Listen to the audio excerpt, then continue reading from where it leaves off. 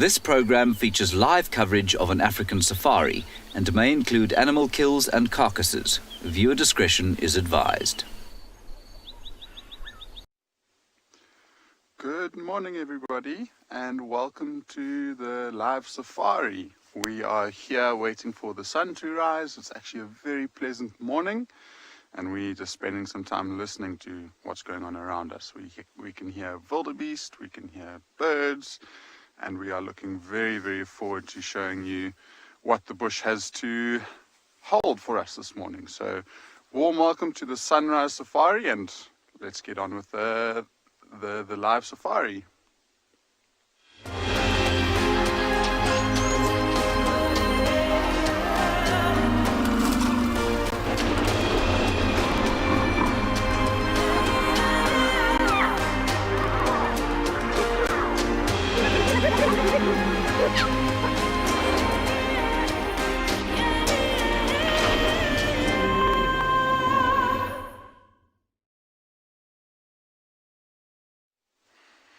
We've just been joined by that bird silhouetted on that branch over there, and it looks like, with that long stream of a tail, it looks like a lilac-breasted roller.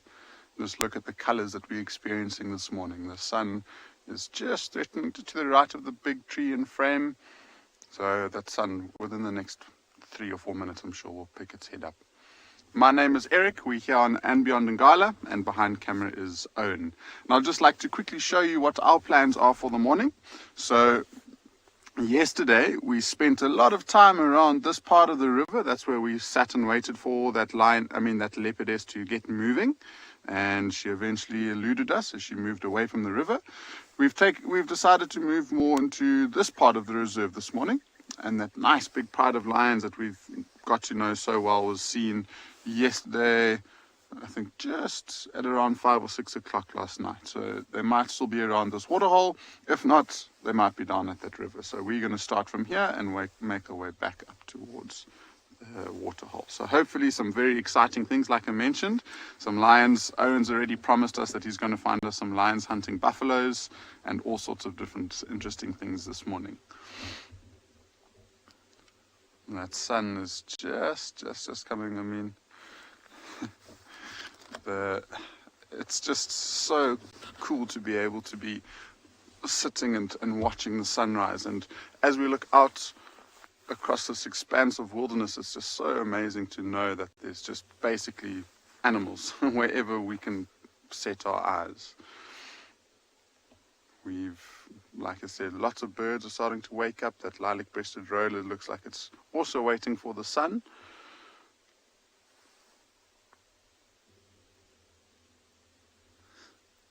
So it seems like our roles have reversed from yesterday morning. I'm showing you the sunrise, and Lauren is going to show you the moon.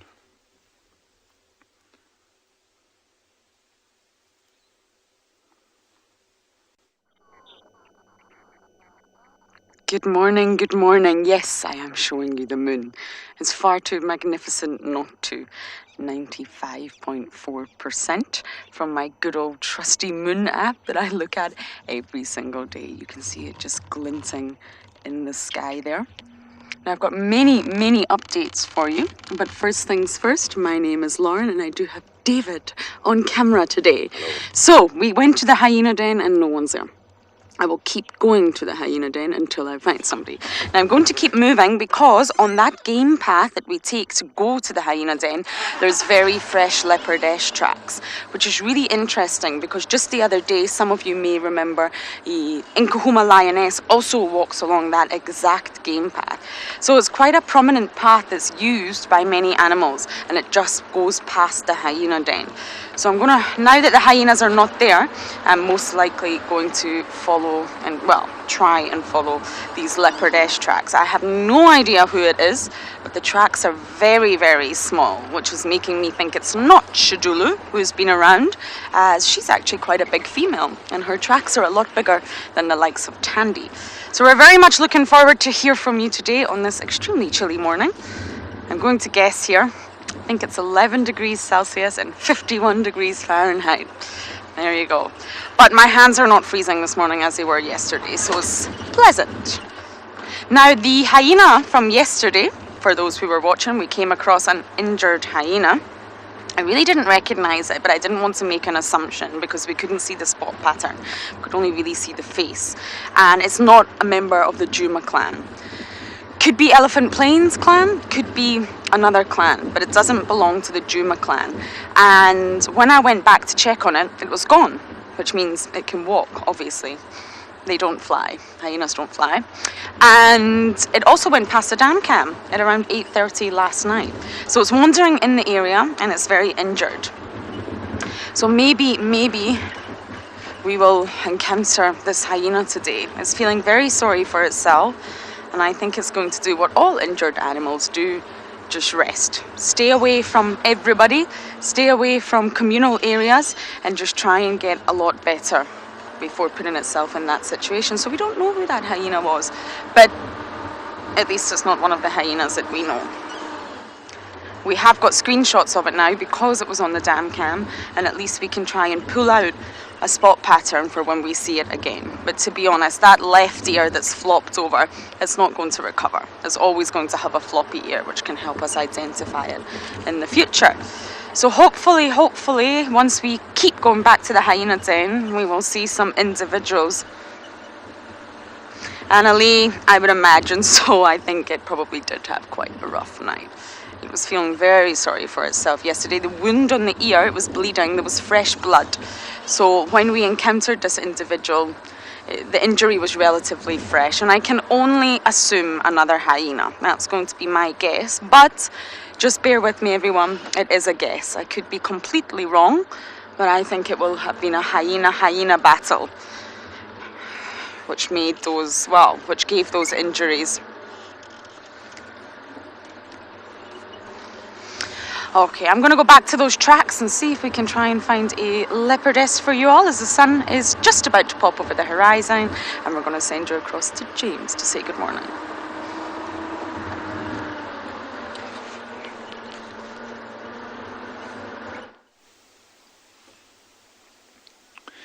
Hello, good morning. I hope you're all very well. I am okay. BK, I think, are you okay today, BK? I'm okay. BK is okay. That's fantastic. BK is okay. He'll give you his thumb to indicate that he's okay. There it is. Just wait for the writing.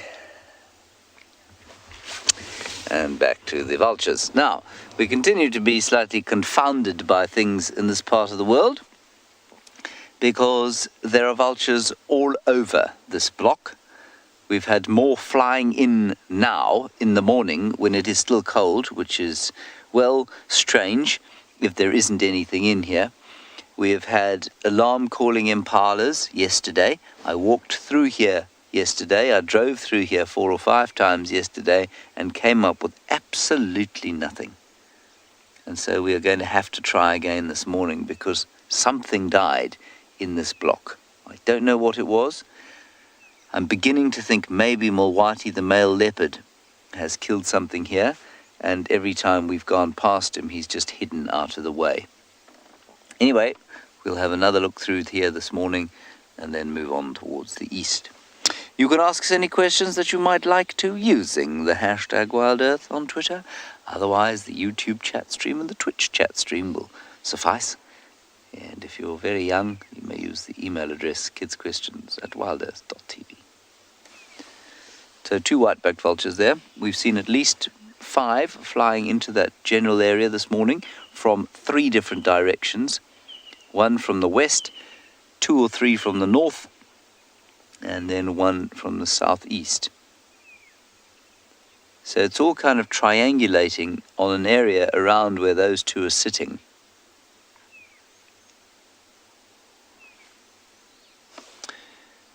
Somebody who's had a little bit more success than us already down in KwaZulu-Natal is Dumi.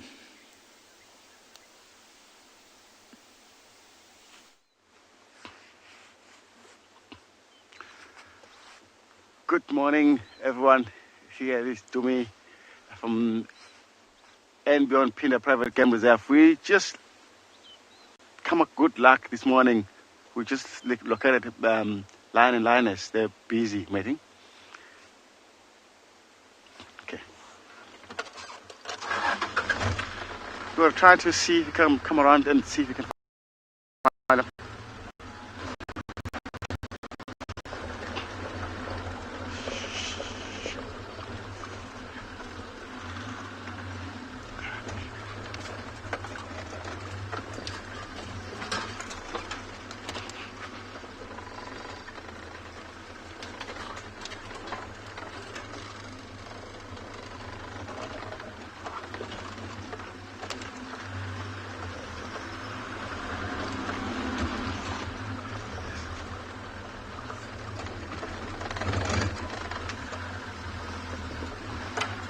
Good, thanks.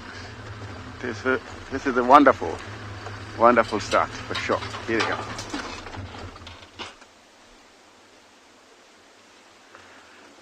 Wow, look at that. How beautiful she is.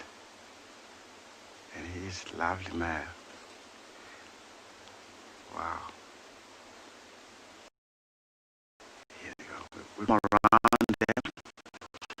See if we can get a nice view again from the other side.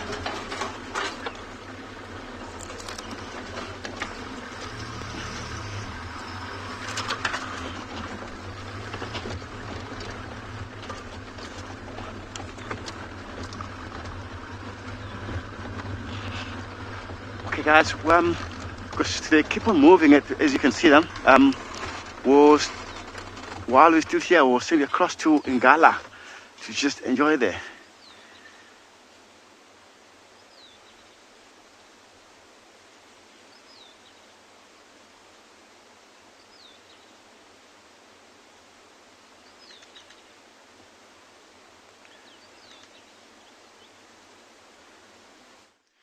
Have a look at the scene that we have here. We've got the moon, that nice beautiful dead knobthorn that's just getting the morning light, and in the background you might just be able to see the Drakensberg mountains that are also getting the first light. But we've been joined by a couple of animals.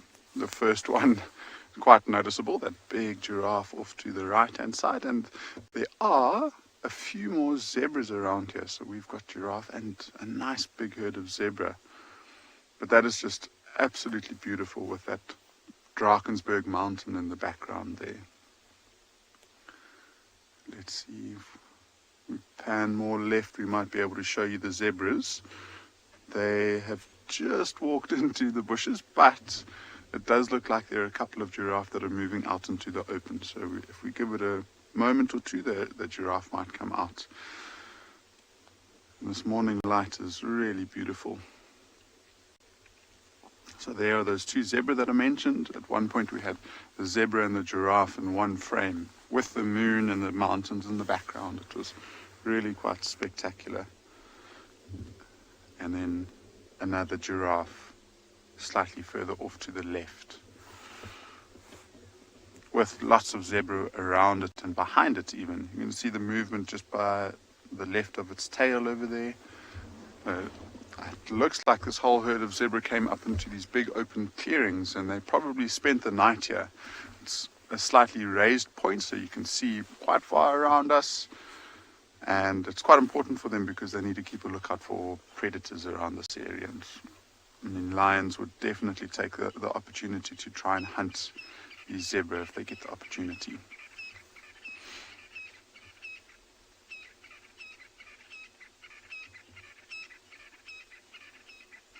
So 50, it certainly is a gorgeous scene.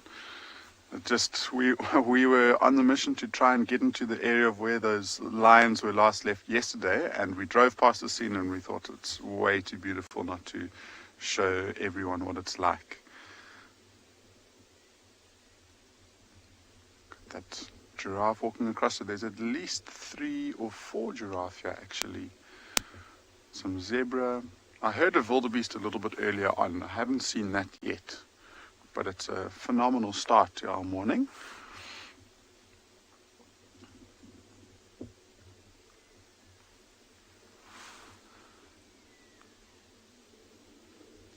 All of these animals seem very relaxed. They're taking in the nice cool weather of the morning and just taking advantage of and trying to feed as much as they can. So they all seem pretty focused on getting their feed, and zebra and giraffe both very different.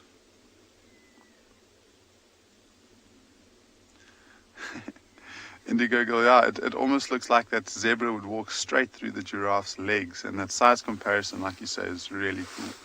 This one that we've got in frame, the giraffe at least, is certainly a big male. He must be in his prime, so he won't get taller than that.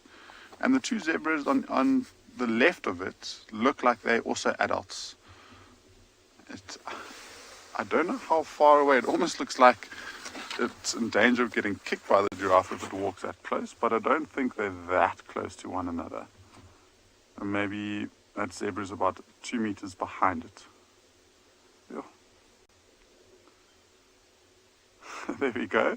How cool is that frame? We've got the zebra directly in between the giraffe's legs. Just needs to pick up its head and look at us. There we go. That was the moment right there.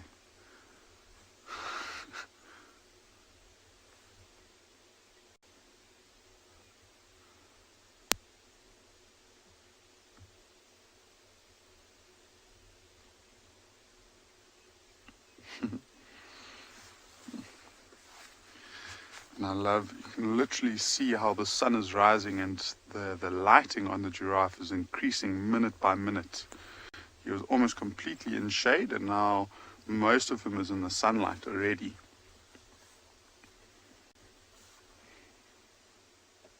Got very, very defined patterns, this giraffe. Bear claw does look like an illusion, and that's why I'm saying I think that zebra might be a little bit further back than we think. I don't think it's right underneath the giraffe, but it's certainly close enough to have a wonderful view. There's this one's coming back here, Owen. This one on the right hand side. Now that most of these animals have started to move into the thickets, myself and Owen are going to continue and see what else we can find for the morning.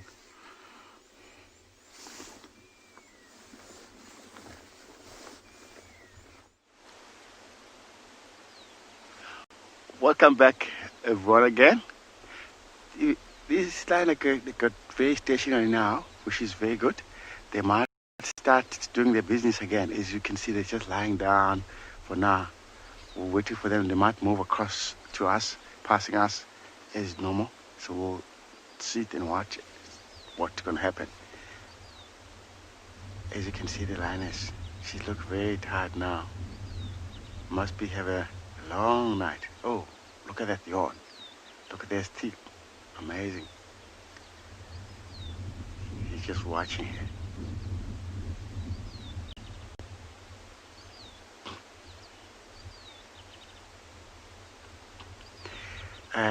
Daniela, that biggest male lion, he can get up to 250 kg. This is a big male lion.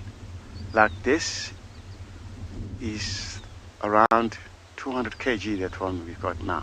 Oh, gosh. Daniel. Wow, she doesn't want to. Wow, look at that. Well, she said, no, I have enough. Okay. Wow, look.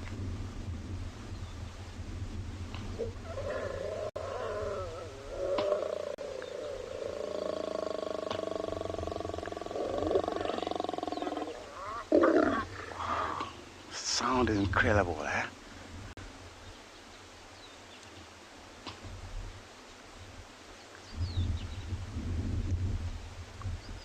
Wow, she's just lying, rolling over.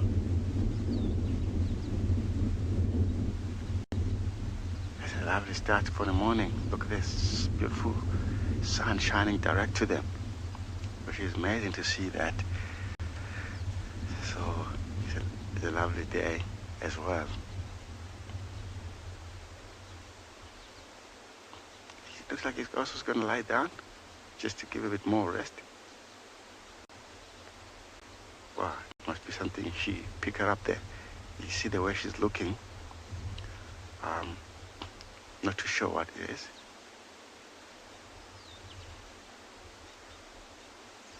Could be something she heard. No, she's gonna lie down.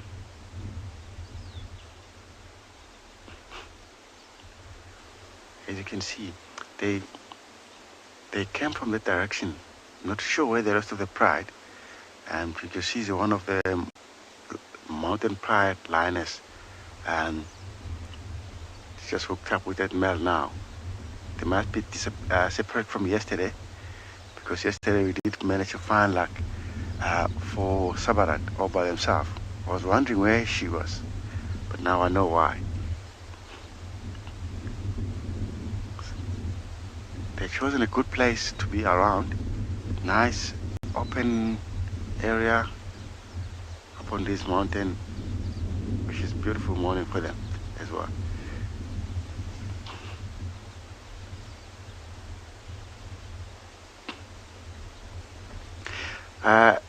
Scott, the question is, it depending in the area,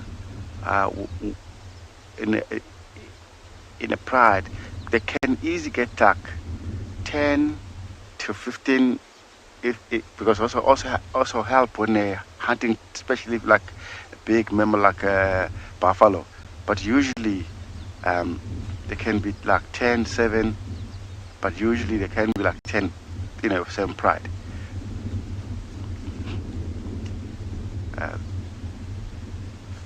What is that?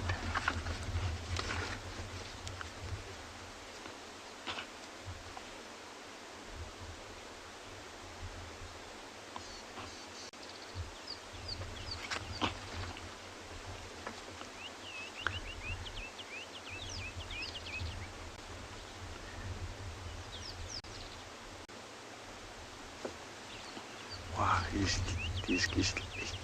looks like he's getting more tired of he's trying to get more energy. Anytime they can get up and start walking again, because it's still nice and cooler. That's how. Wow, awesome! Wow, awesome sighting. Love, especially for a lovely day like this. It's amazing. Look how beautiful is Maine. Always is beautiful to see lion and lioness together like this.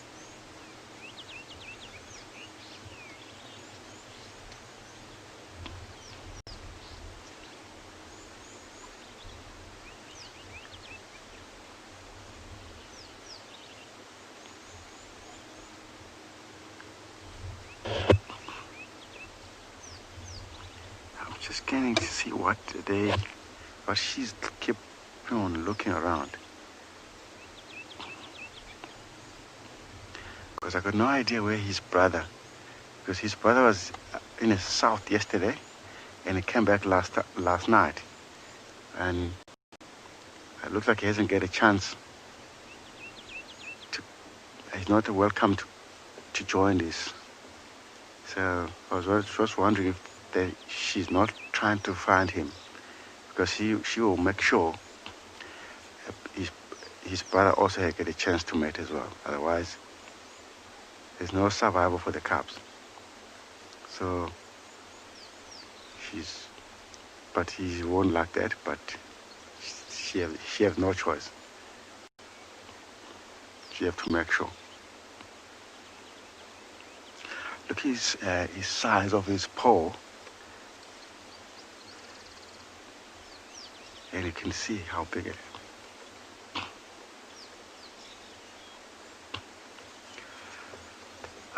Okay, guys, we'll be here for a little while to see what's going to happen. While we are here, we'll send you across to Jen into Juma. Enjoy there, guys. See you later.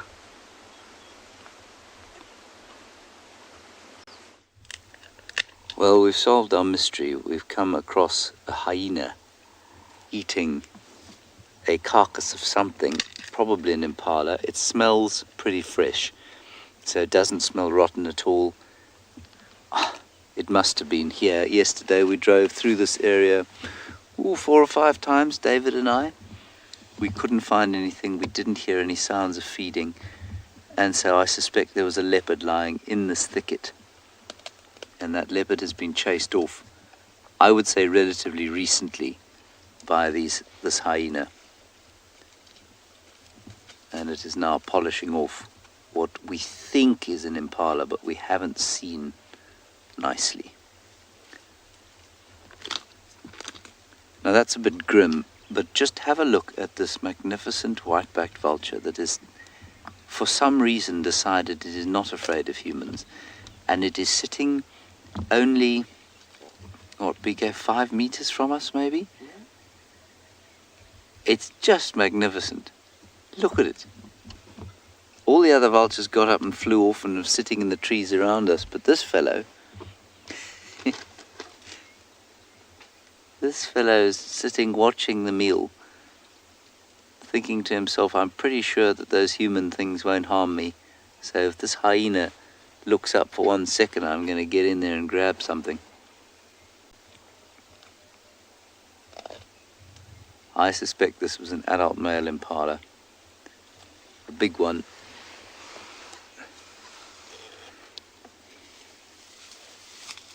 Yeah, it is an impala. Don't you think there, BKS? We saw it lift his legs. Not lift his legs, we saw the hyena lift his legs. Now the question is the leopard around? Or has it given up and moved off? And you can see that this hyena is relatively nervous.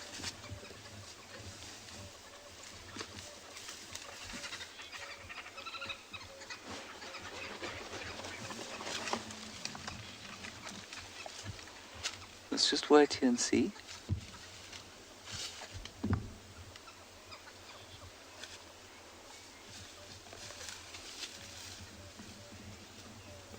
Yeah, it's an impala.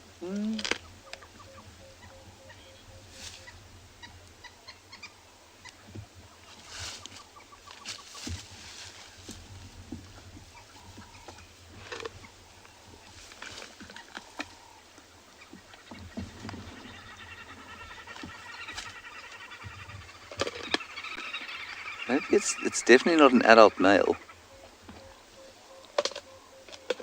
Yeah, Karen, the vulture most certainly is as large as the hyena almost.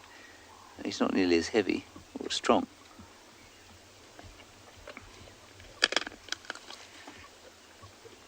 Just a bit of alarm calling from the other birds around here, and I wondered if maybe the predator that was responsible for this wasn't about to hair in here and try and steal something back.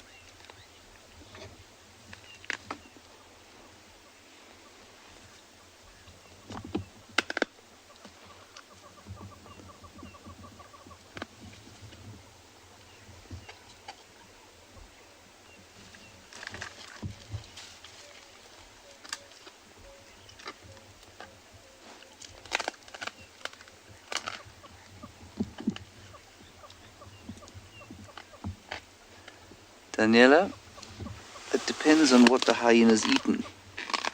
It's a very common question, this. And it's a very unsatisfying answer normally we give because there's really no straight answer to it. It's just like you. You know, if you eat a very big meal, you're not going to need to eat for the next little while. If you have half a strawberry for breakfast, you're going to be hungry again in about half an hour. It's exactly the same with hyenas. It's just those periods are expanded and the amount of food they can eat is expanded. So if he was to eat a lizard of some description, then he'd be hungry again very soon. But after this meal, you know, he'd quite happily go probably 3 or 4 days without a meal.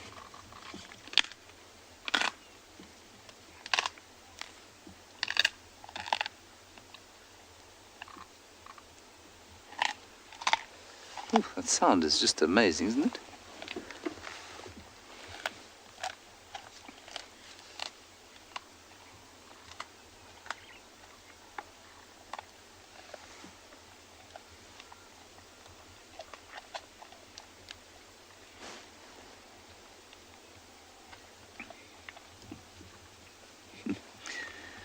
Yes, I think it's slightly crunchier than a good quality green apple there, Emma.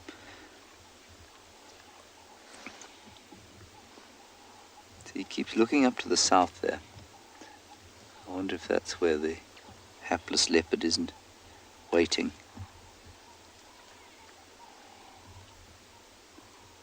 So I think killed sometime yesterday afternoon. There we go, it's a young impala. Pretty gross, pretty grim. Head is gone. But isn't it astounding that the vultures managed to find this thing somehow? I mean, it was so well hidden in here.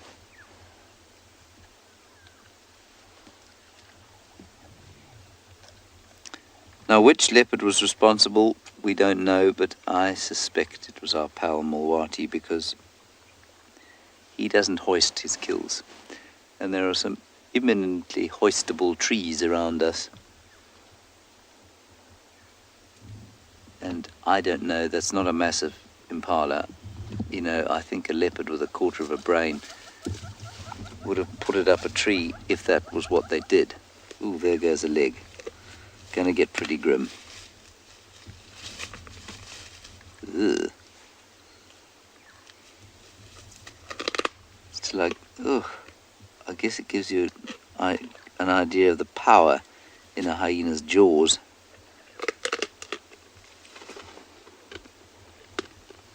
Imagine how hungry these vultures must be getting watching this lot going on.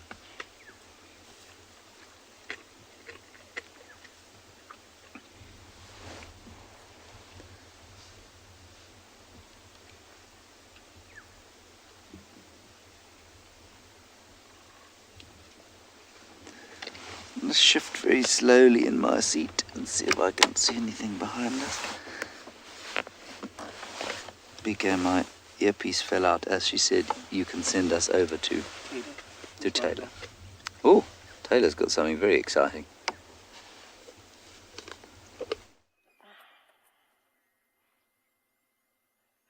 Good morning. My name is Taylor McCurdy, but I'm not going to waste time with all of this on camera. Is Kat, but up in front of us we have got 2 wild dogs, and there's about 5 of them running around. We've been chasing after them all morning. We were actually out looking for lions when we got a call that some dogs had come for a drink at the eco training dam. So we very, very quickly made the move, and we shifted a couple of gears, and we've been trying to get them in a signal area and out on the road. But a pretty epic morning. Now I can breathe because the adrenaline has been pumping through my veins. Also, I can start to feel my face now.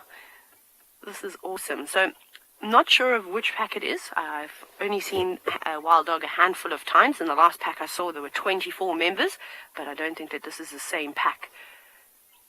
And there they go. They are hunting. They've already chased some impala around, but they weren't successful. I think they are looking for their morning meal, which is exciting. There's a third dog that's just come out onto the road.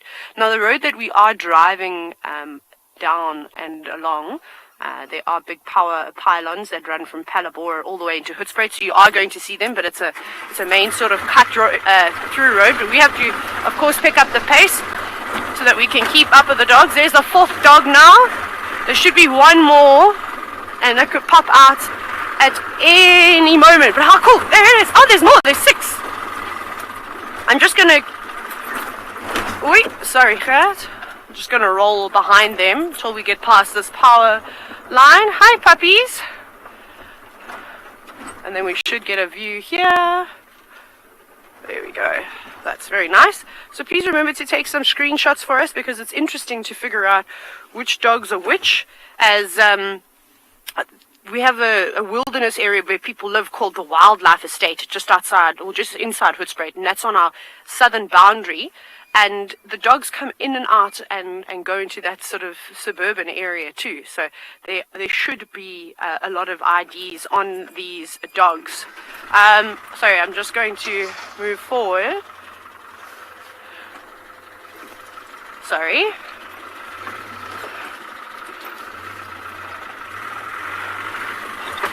Albeit I can't take any credit for this. unfortunately. It was all the guys at camp. They just hadn't left yet because the students are working on their apprenticeship trails. Apprentice trails? Sorry, tongue-tied there. So basically they backed up walking qualification, the first one that you get. The dogs have gone in there, so I'm just going to take Marula Lane. And they obviously can't leave as early as we do. You can't be walking around in the dark. So it was really awesome that they were having their tea and coffee, and, you know, what a better way than to stand out at Ndlovu Dam, and then some dogs arrived. So this is the exciting thing about this time of the year and in this area, is that there isn't a lot of water around. So it's going to be a lot easier to find animals because they're going to be drawn into pretty much 3 areas on Pridelands. But the 2 main ones, Leopard Dam, which is up ahead. I'm just looking for the dogs, apologies. And then, of course, Ndlovu Dam, where we always see the elephants swimming. So now this is the tricky part, is that the grass is still fairly tall here, but just a little bit further in, now we have to try and figure out where they've gone. Oh, there they are. Okay, hold on. Just going to pick up the pace a little bit.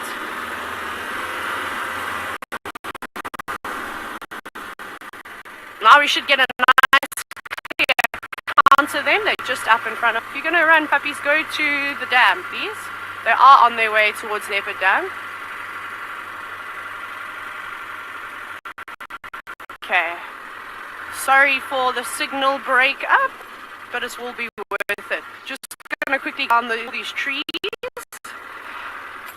Okay, 1, 2, 3, 4, 5, 6 dogs. One of them's got a very short tail, so I'm just taking note of things. Oh, sorry, my phone you'll hear because I was listening to messages of where the dogs are. That one's got a very short tail in the middle, and there's a second one that's also got a short tail. But this is so good to see them. I mean, it's not all the time that we get to see wild dogs, and we know that they can cover such huge distances, that they're here today and gone 10 minutes later, not even gone tomorrow. So I'm always really thrilled to see wild dogs. But we're going to have to go up and carry on to keep up with them, unfortunately. But what we'll do is we'll try and keep up with them. But off you go across to Lauren, who's sitting with some spots or trying to look for spots, one of the two.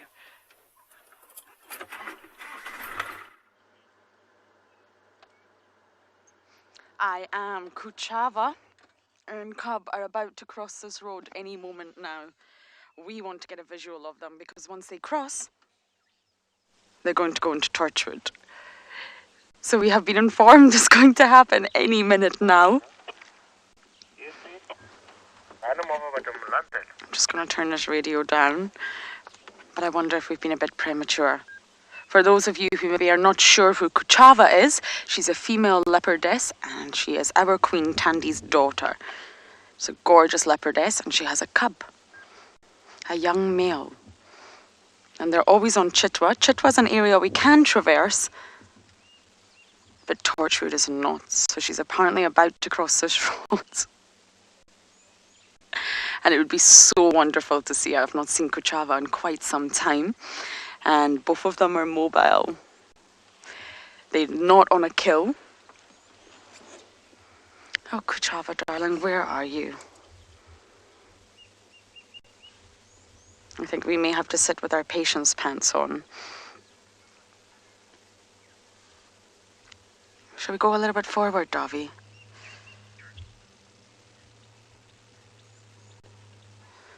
The other vehicle's moving. I'm just going to watch the other vehicle. I know that many of you will be really excited to see Kuchava. She's absolutely stunning. It'd be wonderful if she actually wasn't mobile and she was flat in the block. That would be ideal.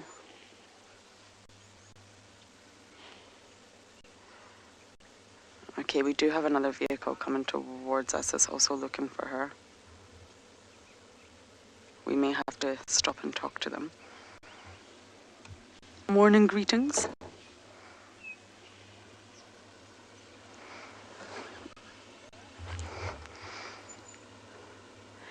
I'm afraid we are going to have to say hello to this vehicle. So while I do that, we are going to send you back across to James with his hyena. Is she in there?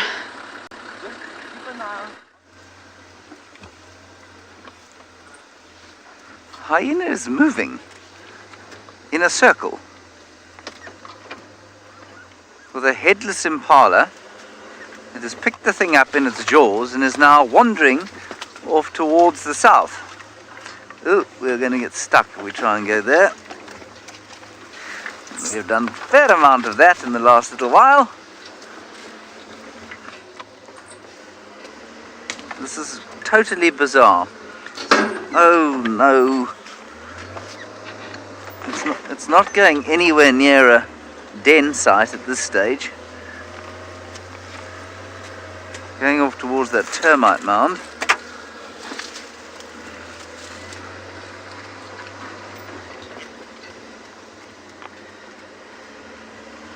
You see it, BK? 1 o'clock.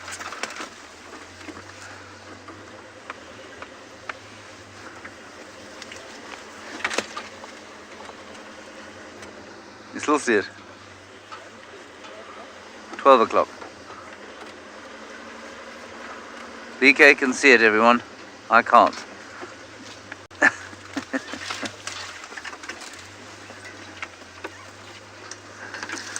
Oh, there it is. All right, let's go back to Taylor and her dogs.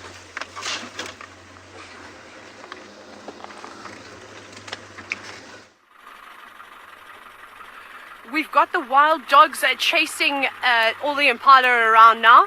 They're on the road. They have no idea what they're doing. It was really cool to watch them.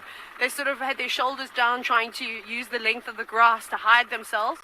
And now they've chased them everywhere. I can only see one dog at the moment. I'm going to see if I can try and get a view, but I don't know if I can get a view just yet. Let's just see.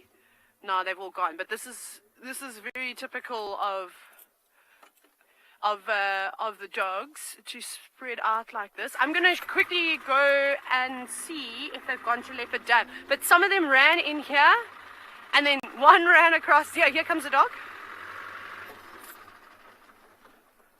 Sorry, everyone, it's going to be very jumpy and all of these types of things that they come bounding in. Unfortunately, no luck for them.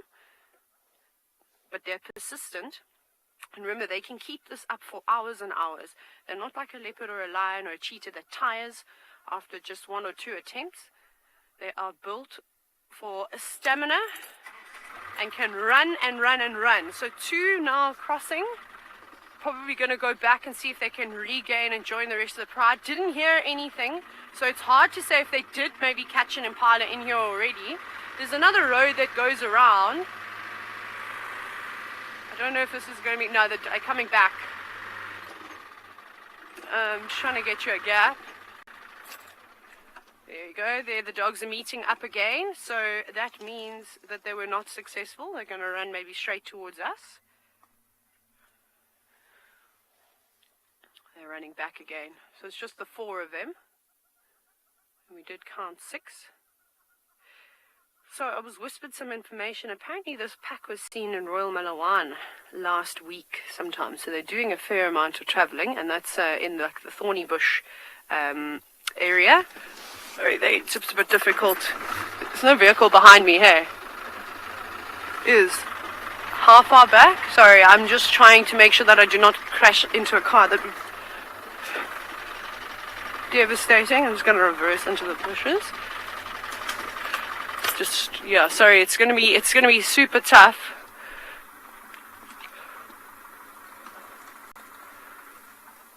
You can just see them in the dust there. Isn't that beautiful?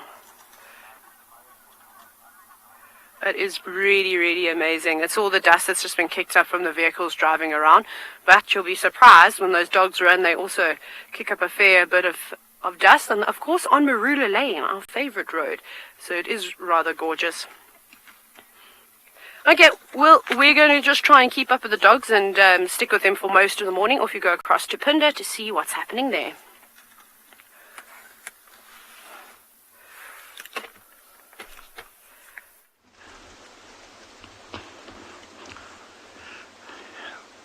Welcome back everyone again. We're still here with these beautiful animals. They're still stationary at the moment, but they every and again they get up again, get busy themselves. So we'll wait and see what's going to happen. As you can see, the male is just dozing and here, same thing. While you're not around, they were just busy, something active earlier. So, but soon they'll do it again. Look how beautiful his face, eh? Because they are surrounding but from distance. Every and again, you could hear some impala ratting as well. So that's why they keep on lifting their head and listening. But yeah, very lazy.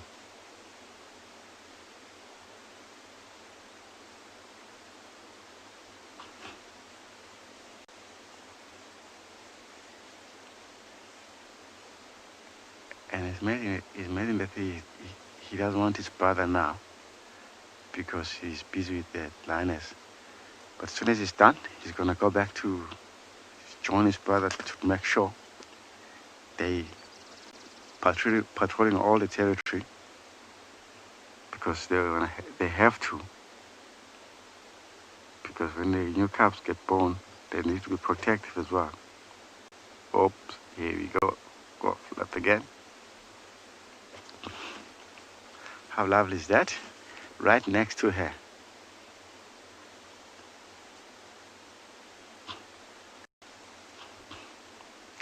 Well, quite a nice size. Even I'm not quite sure how many centimeters, but it's quite a big size, almost size of my hand. I've got quite a big hand, but his paw is almost.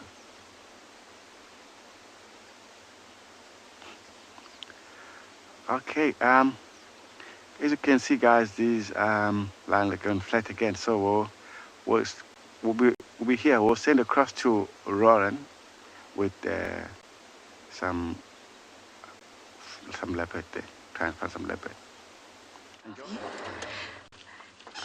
Hey, Kachava.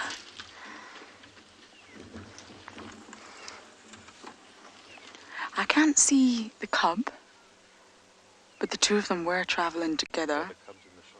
Oh! Well, there you go. Camouflage.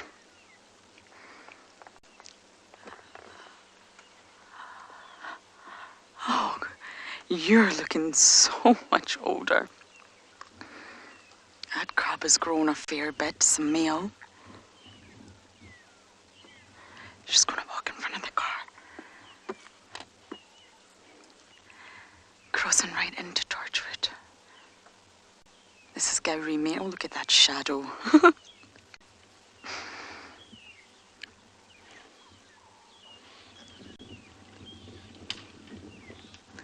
Oh, Kachava girl, give us more than that.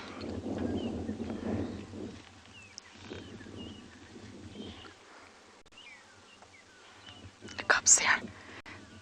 A little bit nervous. Now, what we have noticed is this cub is not great around vehicles. It's got so big. Gonna run after Mom. So big.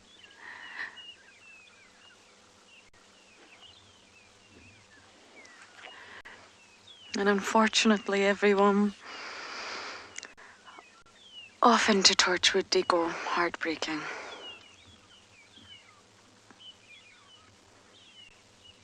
Heartbreaking stuff.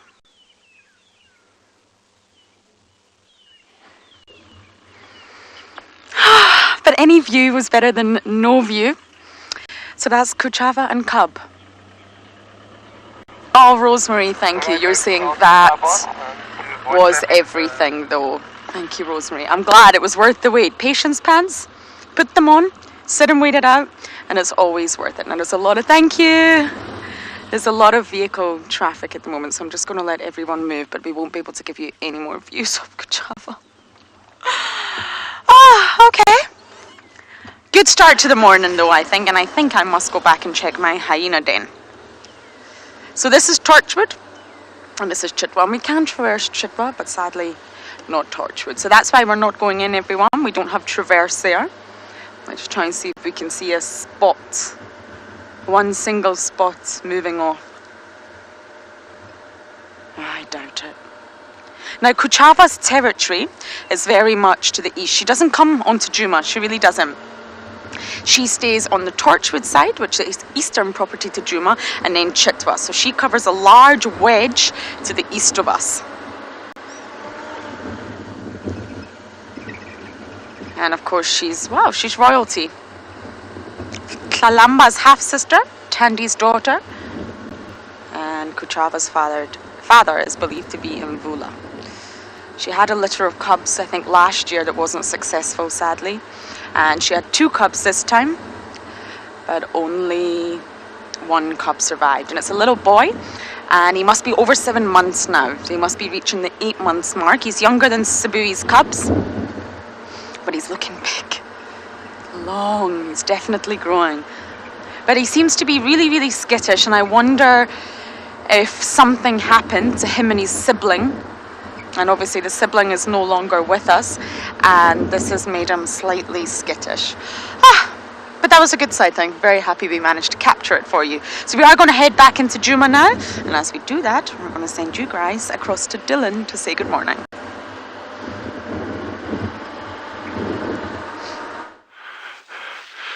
Good morning! Good morning everyone from a beautiful day, another beautiful day out at Tswalu Kalahari.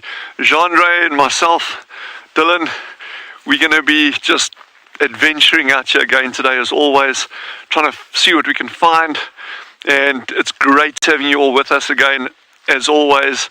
We are doing our normal morning stakeout at the Meerkats. We're not going anywhere.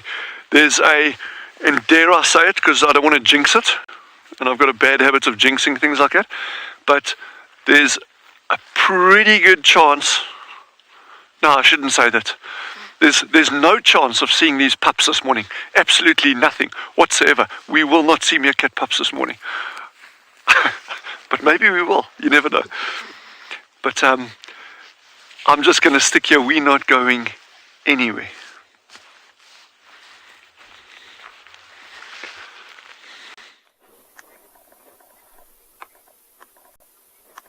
We are indeed having a great morning, Dylan, after 24 hours of pretty much nothing. The wild dogs are coming around and running about. They went back to exactly where we were. You can just see them. The rest of the pack is about to cross the road. Dun, dun, dun, dun. They are on the move. Look at them bouncing about. Look at how cool this is. I don't know if they've seen a daker or something and they're chasing after it. This is so great with all of the dust. Look how excited they are. Now, wild dogs do play a lot as well. It's very, very important for wild dogs to play, as it helps, I suppose they're socializing and they're strengthening the bond with one another. Oh, this is so cool. Right past the vehicle. Magic. Oh, there's one dog is calling. I think it's, okay. Now, sorry, Gert, hold on, there's a dog that's calling, going. Now, when they do that, I wonder if it's caught something. He's calling the rest of the pack. This is also one of my favorite things to do, is to be side by side with wild dogs on a dirt road. It really doesn't get much better than this. Come on, dogs, take us to a kill. Hold on, there's a big bump here. Ugh. Neat, we'll fix that. Okay, I can still see them bounding. The call didn't sound too far away. That waking up first thing in the morning and hearing that sound, that I can't do a wild dog call very well.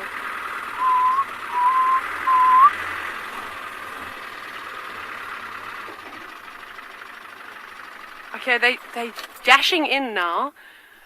Oh, I think I'm just trying to think, I don't know if the road is quite far away.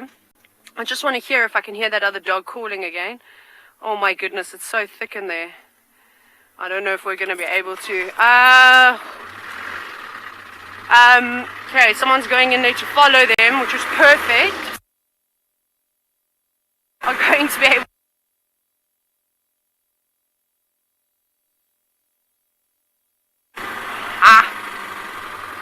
I don't know what to do now. I'm like in two minds because the road is so far away. Do I go in? Do I go out? I don't know what to do. But while I figure out what I need to do to try and get a view of these dogs, I'm going to send you back across to the east where Ngala is, and it seems like they're having a good day too.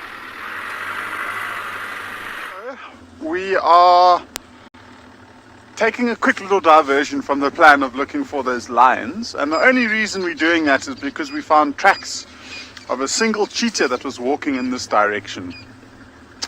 And we don't see cheetah very often at all here at Ngala, so I thought it might be worth just giving it a quick little half-an-hour search, just do a quick little loop around. If we get lucky, we get lucky. If we don't, then we can always continue back in the direction of where the tracks of the pride of lions was heading towards. So the reason why we decided to check here, obviously the tracks were coming straight in this direction, but within these areas there's these nice big open clearings that you can see ahead of us, and within those clearings provides quite a good area for you to scan around and look, just like I mentioned the zebra might be doing.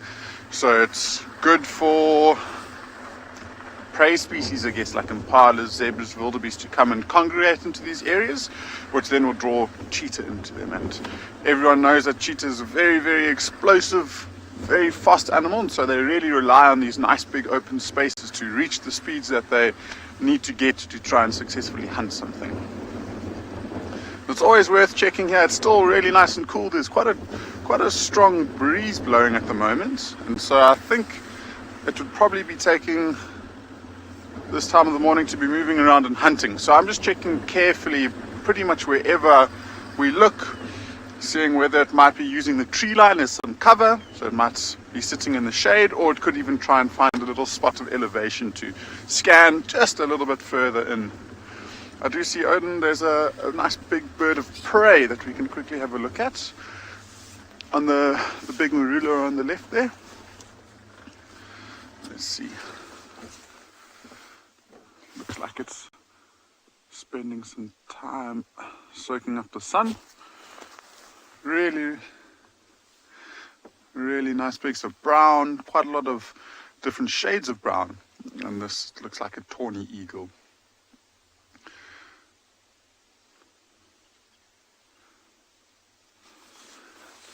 And this is pretty much one of the only raptors, or I guess the most common eagle that we see at this time of year. A lot of the eagles have started to migrate. The biggest one that we do find around here is a martial eagle, and then it's pretty much the martial and the tawny eagle that we see.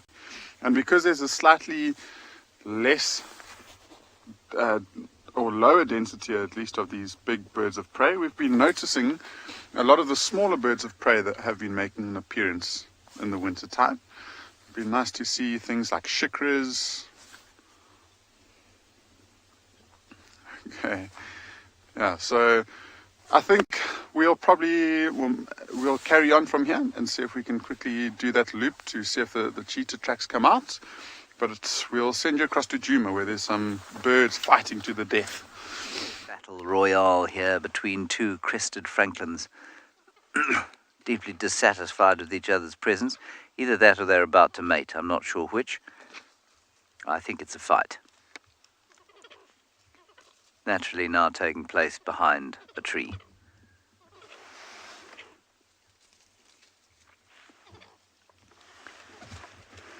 Let me just shift forward slightly. How's that? All right? More?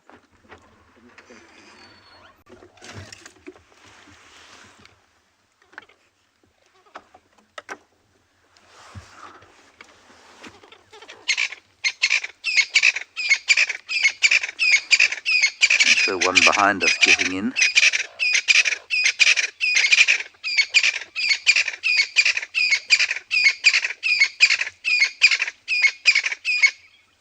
What's a noise?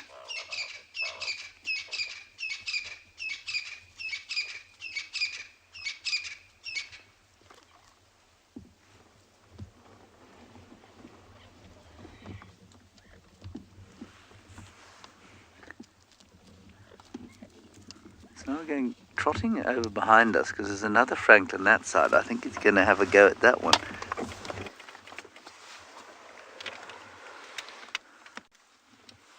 Let me just go back. I can hear the other one. I can see the other one actually, because just the other side of this little drainage ditch.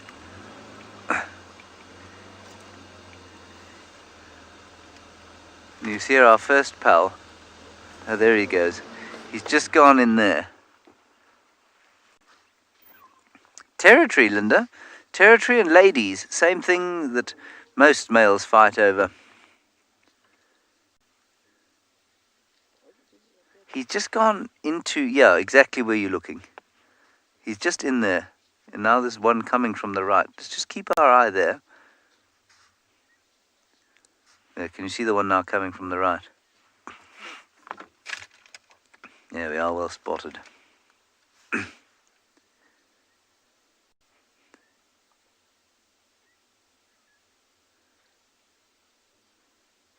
Muttering now.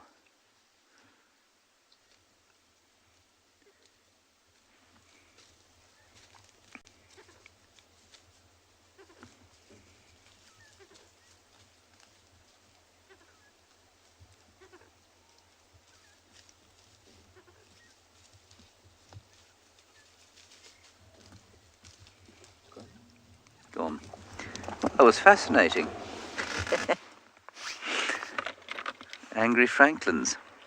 We're heading off towards a waterhole now. Sorry, Kiki, I missed that. They do it so well, or something like that. Is that what you said? They blend in so well. Yes, they do. They do blend. Beautiful colours. They're not dull at all if you look at them closely. Heading towards... Oh, look at that, BK. Our cup runneth over this morning. There is a steenbok. Now, unfortunately, we left our hyena because he disappeared into some very thick bush, and I think he's going back towards the den, so we might go around there a little bit later. There's a steenbok. You're now going to another animal of the clearings.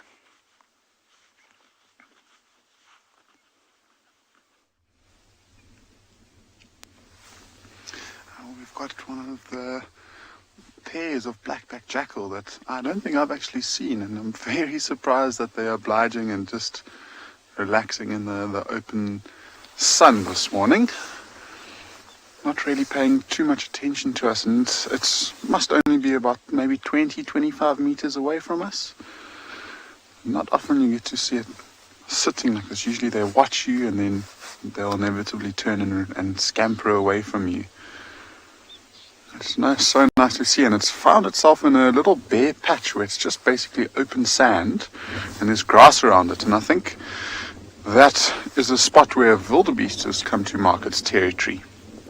And because of it constantly coming into the same area and scraping the ground, it's just removed all of the roots from the grasses. And so I wonder if a jackal would make use of one of those wildebeest middens to mark its territory itself.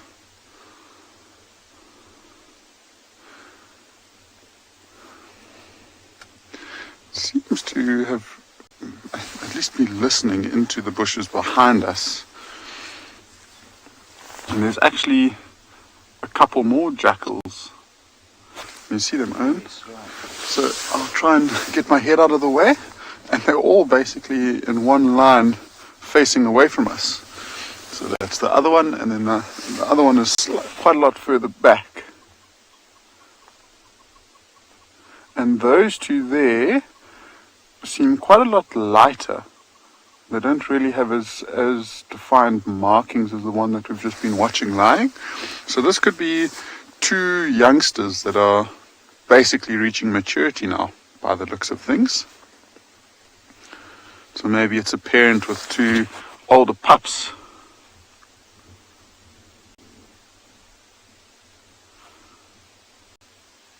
Yeah, I think there might even be another one. Yeah.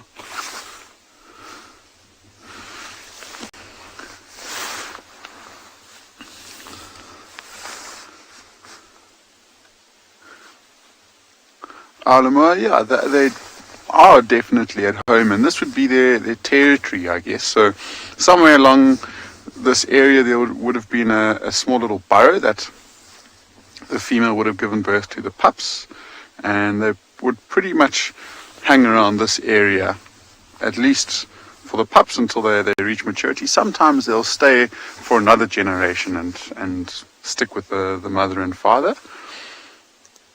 And so they'll spend a lot of time moving through these open grasslands looking for little things to feed on. So small little grubs, mice.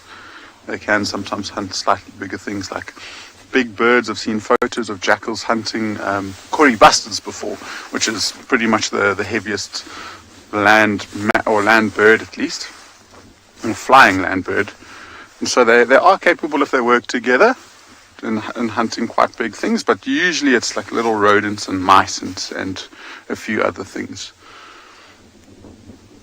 And also, I guess, they're scavengers, so you know they're pretty agile, and so they're sometimes quite confident around a pride of lions who are feeding, and they'll walk straight up to maybe 2-3 meters away from these lions, and they'll dart in, try and steal a piece of meat, and dart back out. And so they are quite tenacious. Some of the most entertaining sightings I've had is at Pinder. We would often see female cheetahs with their cubs walking through grasslands, and they'll sometimes flush out a jackal like this. It's a side-striped jackal in Pinder, not a black-backed. And these youngsters would play around with the jackal, so they wouldn't quite catch it. But you could see this jackal sprinting away at full speed, and then the cheetah cubs would basically be trotting and just running right next to the jackal.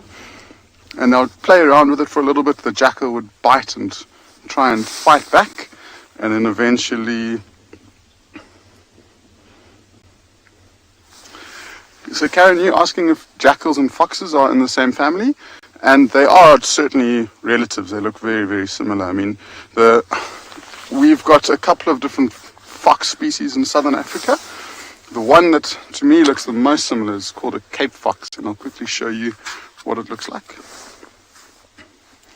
Here we go. So these are two little Cape foxes here, and they look pretty much exactly the same as a jackal. So all kind of part of the canine family. There's another species of fox that we get. It's called a bat-eared fox, which you have probably seen once or twice when you are up with Dylan in the Kalahari up at Tswalu. And then a couple more throughout Africa. Yeah. Let's see. So those are basically the species of foxes that we find in southern Africa. And then these ones that you saw here, you find throughout. So this is I've actually never seen that one before. It's called a Ruppel's fox, and you see it all the way up in the northern part of Africa. Looks like a very, very sweet little thing. That one too. A fennec. Who would have known? Didn't even know there was a thing called a fennec, but there you go. I think, Owen and I, we're going to start heading and just completing this block. We would like to, before it starts warming up, move back into the area of where these lions are going. So our last little spot is a waterhole. If there's no cheetah there, then we'll start heading back towards where the lions are. Wild Earth relies on support from viewers like you to carry on broadcasting our daily live shows. A small donation goes a long way in helping us on our mission to connect the world with nature. Please visit our support page to see how you can help and become part of the Wild Earth family. Welcome back again. We are still here with these two beautiful animals. They're just going very lazy again. But they were busy maybe like 5 to 10 minutes ago. So they might be start again pretty soon. Let's hope they're going to do it. It would be nice to see them moving a little bit as well. So as you can see, they're just enjoying a morning sunlight direct to them. So it's been really cold last night. So for now, they're just enjoying for the morning. As you can see, he's just like putting his head down, closing his eyes. Not because he's sleeping, he's just like resting for a little bit. He's going to be up operating anytime. beautiful, beautiful animal. In a beautiful place as well. Wow, just keep on checking whatever movement.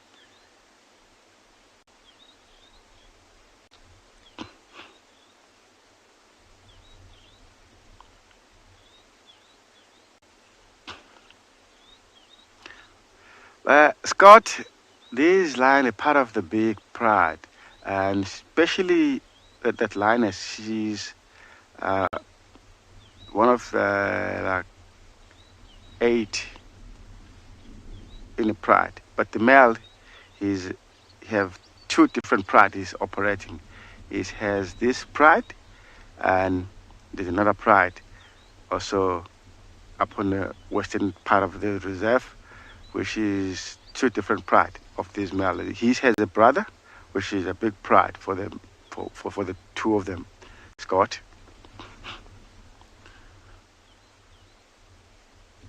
Looks like he might be start again, get active, guys. As you can see, she's start yawning. Oh, here we go. They started again. Listen to the sound, if you can hear.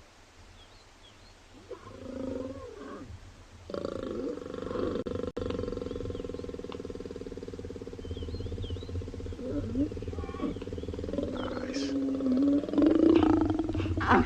Wow. They're not as aggressive like as the others sometimes.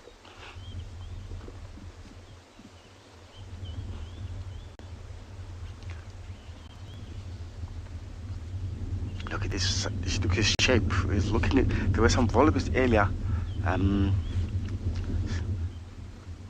barking around, so he keep on checking around if there's anything moving around. So, whoop. Very nice if they move again. Wow. It looks like she's got a limp. I don't know why on the left front foot. She's got, after for a long time sleeping, I think she must get like a stiff or got a small cut there. That's why she's got kind of limping when she walks like that. She's gonna lie down twitching the twigs.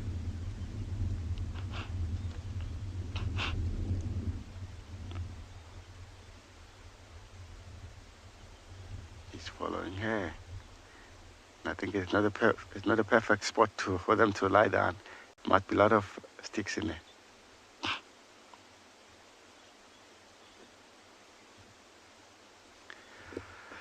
Okay, guys. As you can see, the guys all goes dozing now. We'll send you across back to Kalahari in Tswalu. Enjoy it, guys. We'll see you soon.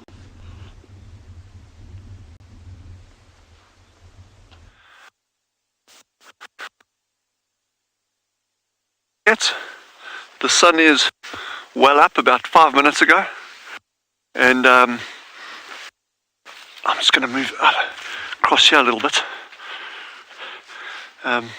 But directly between me and Gendre now, it's these burrow systems right here. In fact, the ones closest to Gendre, that's I think where they're going to be coming up, and we think that's where the youngsters are, the pups. But I mean, we're just taking a guess, and you can see that one is very, very smooth on the edge, so there's been a lot of digging over there.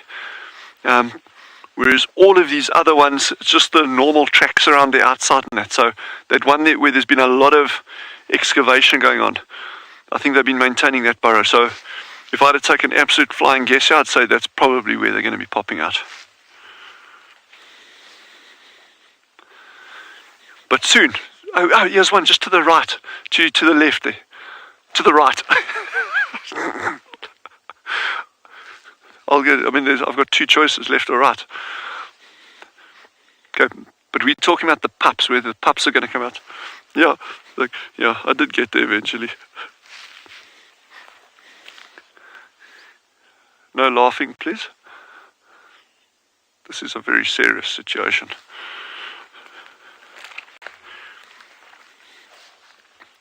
Good morning, little Meerkat. Is this the day? Could it be? Possibly.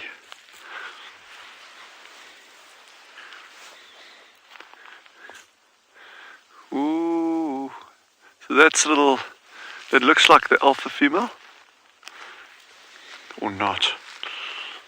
Let me put my eyes on it. Yeah, that's the alpha female.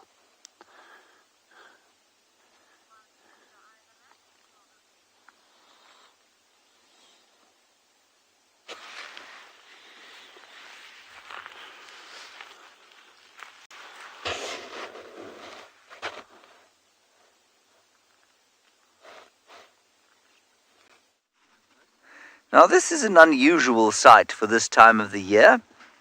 This is something one normally associates with rain and summer. And it is obviously a millipede. And I know there have been a few up in the Kalahari, and when I was up there sort of 3 months ago or so, there were hundreds of these things. But this is a giant millipede, and they're not very common here, and certainly not at this time of the year. You'd expect to find them coming out after a bit of winter rain, if there was winter rain, but there hasn't been any winter rain, so I'm not sure why this vast, many-legged creature has decided to emerge from whatever burrow it was in. It's moving very slowly, on account of the fact that I suspect it's still quite cold. It's a slightly warmer day than it has been. So maybe it's just because of the temperature that he's out, or she's out. You can see I'm being very brave lying this close to it, because it is almost certainly attacking me. I wonder if it's a very old one, because it looks like a lot of its legs are not actually moving anymore. They're just sort of hanging there like passengers. Some of them have been bitten off and lost.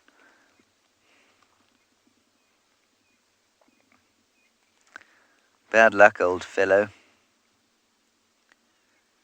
And I probably won't pick it up because it might relieve itself on me, and it's quite evil smelling. It's quite fun. Now, it's not the only one that's been around here. You can see it's left quite a nice track. You'll see that, BK? There it is. And if I go a little bit further on here, I bet you won't be able to see this. Can you see down here?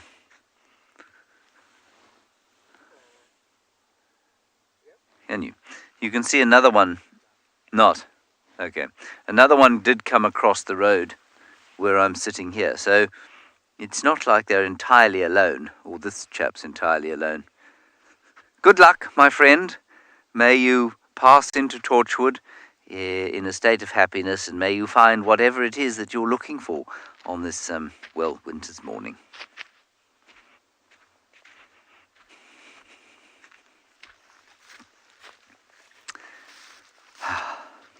Fantastic. Let us continue.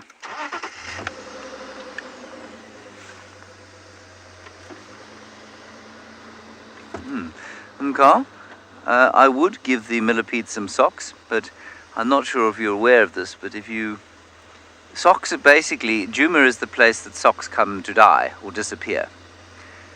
And the problem became so bad at one stage that Steph bought himself, I think he bought himself a pair of socks for 14 days. So he bought himself 14 pairs of socks so that he would have enough over a 6-week period. He thought, over that period, surely I'll manage to make them last. And within a week, he had only 1 pair left. So, it's just not possible to get enough socks in one place here to get them for a millipede. I don't know if you've seen these particular socks of mine. They're quite spectacular. These are my lion socks.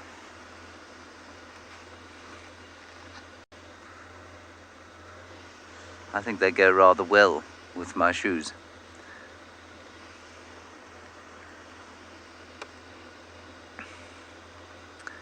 Please excuse the chicken leg to which they're attached. Let's now go over to the meerkats and see if they're wearing socks. I don't think they are.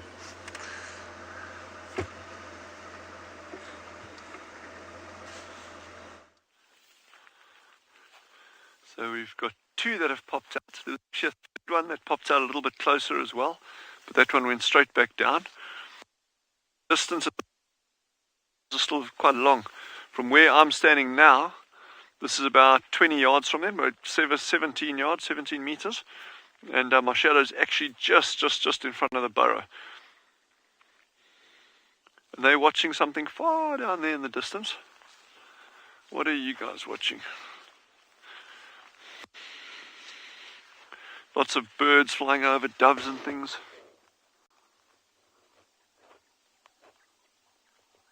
There's a cheetah on the dune there. And a leopard with cubs as well. Very nice. But let's focus on the meerkats for now. No, I'm just kidding. There's no cheetah on the dune and no leopard with cubs that I can see.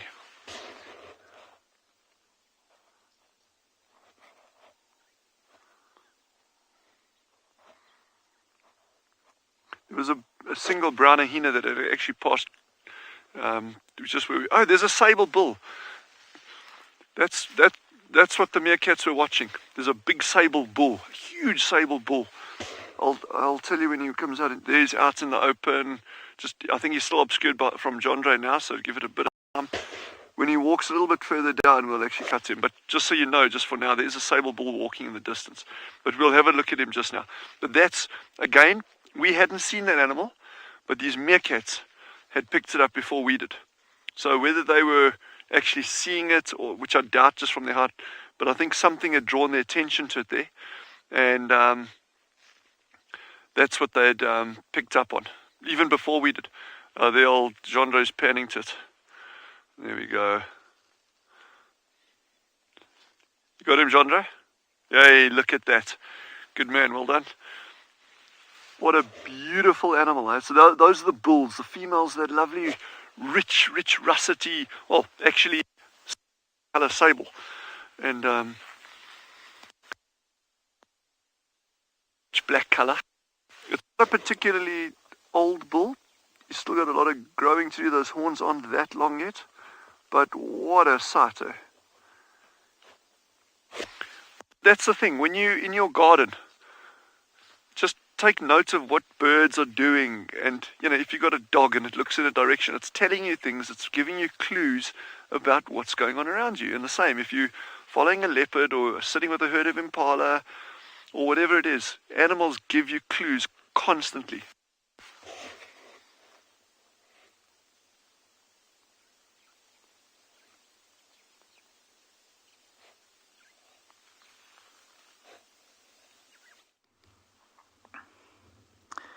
If I had a sable bull in front of me, I think that's what I would be keeping an eye on. I'm very jealous of that. I believe they had a roan as well yesterday, which is equally spectacular, if not more so. So, what you're looking at there is a little group of squirrels enjoying the morning. And quite interestingly, while it looks like the rear couple is in the process of coupling, I don't actually think that's the case. And I say that because every little group of squirrels I see are attached to each other in exactly that manner. And this is not the typical breeding season for squirrels, and I think it's purely just a way of keeping warm. That's their way of cuddling.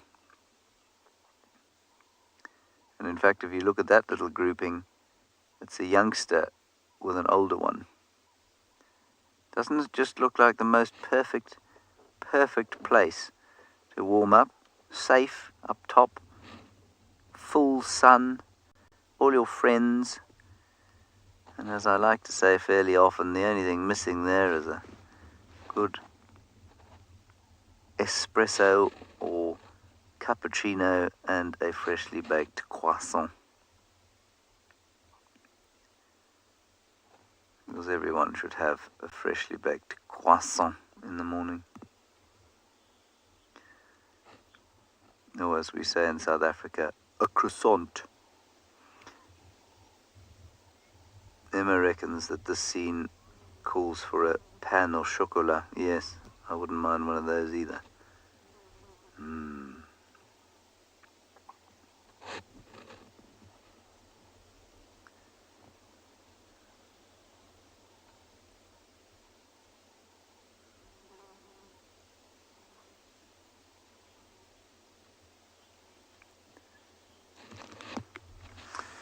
Linda, it depends entirely what you mean by family.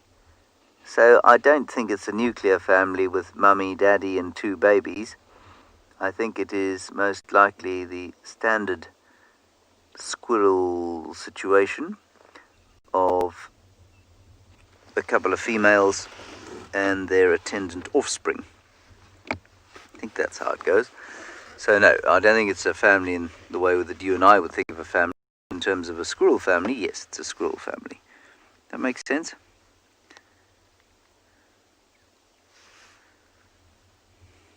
Let me just quickly check. I'm pretty sure that's how it goes.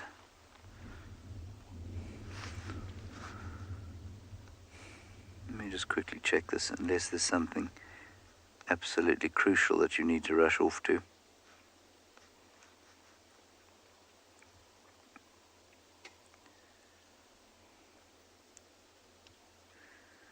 Yes, while the tree squirrel is sometimes solitary, pairs of small family parties comprising a female with 2 or 3 young may be seen.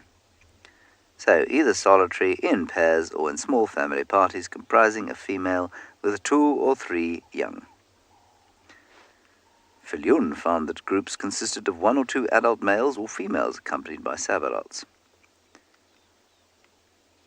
Yeah, so it's a kind of variable group, but not a nuclear family. Daddy tends to have very little to do with child raising, as in all mammals, just about, except the human. Right, off you go to wherever it is that you're going to go.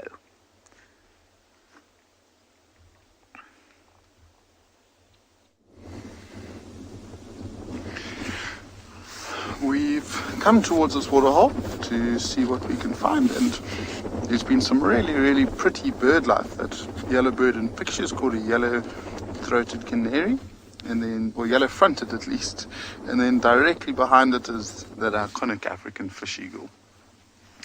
And as we show you the waterhole, we'll pan out. It's a beautiful scene here. So we've got quite a large waterhole. It's a waterhole that we don't really come to very often. We're all the way in the western part of the reserve, and there's quite a lot of animals that are coming to take advantage of this nice big open space. You might be able to see on the water, there's quite a lot of wind blowing from the dam onto us. There's lots of activity going on. So there we go, there's a crocodile. It's one of the only ones that we see in this waterhole, and it's obviously taking the opportunity to sunbathe and get some warmth. So it hasn't really moved in the last little while. And then we've got a nice big herd of waterbuck. It's a few hundred meters behind it, and there's some wildebeest, there's some impala. So there's quite a lot going on around this waterhole here. And this is the place that we wanted to come and have a look for that cheetah one last time before we resumed our search with those lions. And as we were driving the last road, got onto the road, and tracks of the whole pride of lions started walking straight down towards this waterhole. And so we decided to stop and listen and just see what was going on. The waterbuck are very relaxed resting. There's impalas in the background. There's a wildebeest or 2 in there too. So it doesn't seem like these lions are here. So they either haven't arrived or they came last night and they've already moved off. I wouldn't be surprised if they came to have something to drink last night and they would have continued moving away from the waterhole, so to the left of where those waterbucks are. See, ooh, let's see if it lands. I just saw one of those small raptors I mentioned a little bit earlier on, but it flew straight across and disappeared, unfortunately, so we won't be able to ID that one.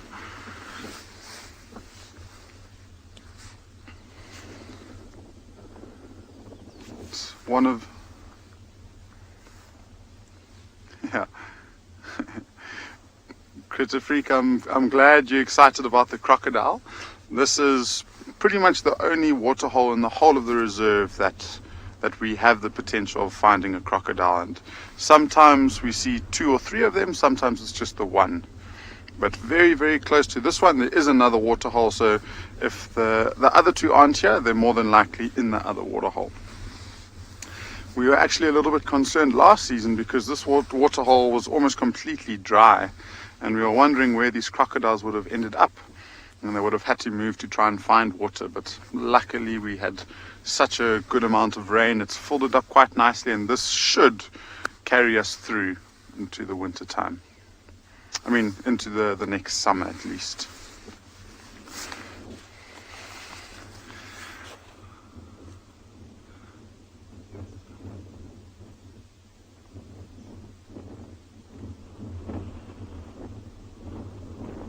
Let's see if we can find any water birds. I don't think there are too much around here.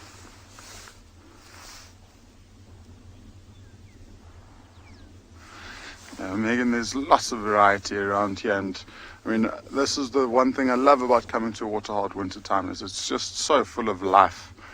And so if there's not too much going on in terms of the mammals or the reptiles, there's lots of bird life that's happening. These birds come down to drink pretty much throughout the day.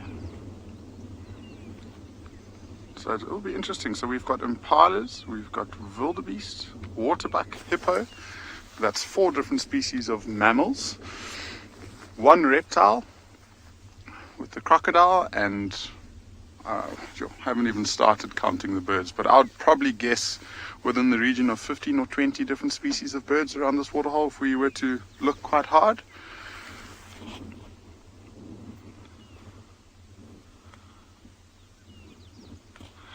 This is one waterhole that I just picture would be amazing to sit and spend the whole morning here.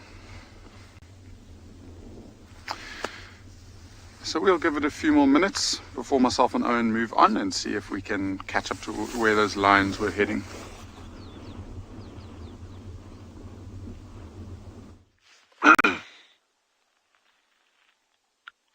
So we've now got 4 of the meerkats that have popped out. That Sable's moved on. I think he's heading straight down to the waterhole.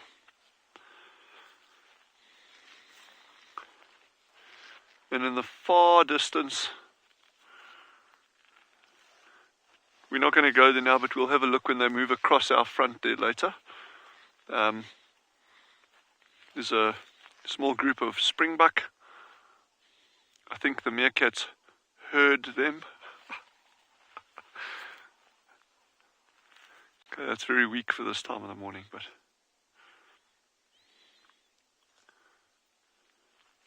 ooh, I think we're so close to these pups coming out, so close to having these pups coming out. But is it going to be this morning? Is it going to be this afternoon? Is it going to be sometime in between? Well, I guess what's between this morning and this afternoon? It's not much time, eh? It's like 12 o'clock, I think. And again, interesting that they, and they did it yesterday as well. Well, they do it every morning. It's like they often come out together and then they end up sitting at separate burrows. So what is driving that? What is that? And I'd love to know just how many of these individual burrow holes are actually connected underground. Because we know some of them are for a fact. You'll get a little meerkat popping in one and coming out the other. And then, but others aren't connected.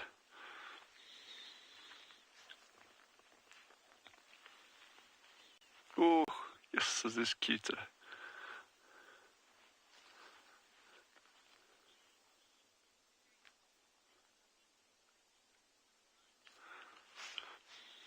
Correct, JP. JP has just said, if it's very cold, they probably wouldn't bring the pups out.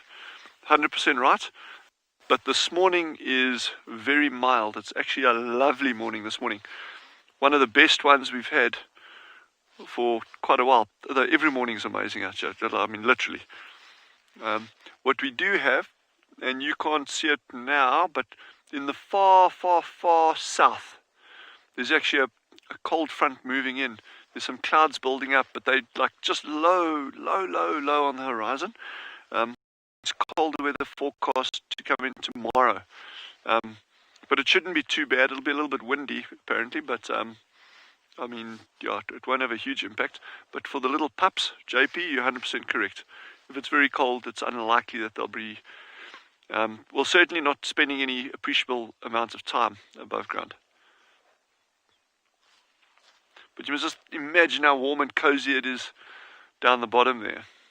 Underground, all tucked up in bed.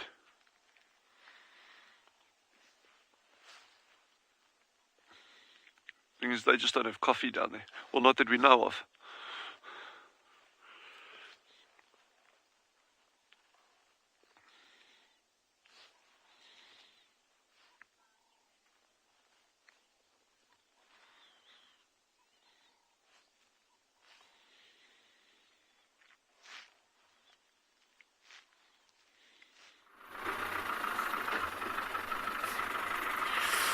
Sadly, the dogs have given us the slip here at Pridelands, but maybe they'll be back this afternoon. We're still looking though. We're driving around the area just kind of circling. So they ducked off into a thicket when they heard one of the other dogs calling, and then it was too dense for us to follow them, unfortunately. So we went around and we couldn't really see any tracks coming back. So I think that they're in here somewhere, but it's a huge area with no roads. But Leopard Dam is just to the west of us.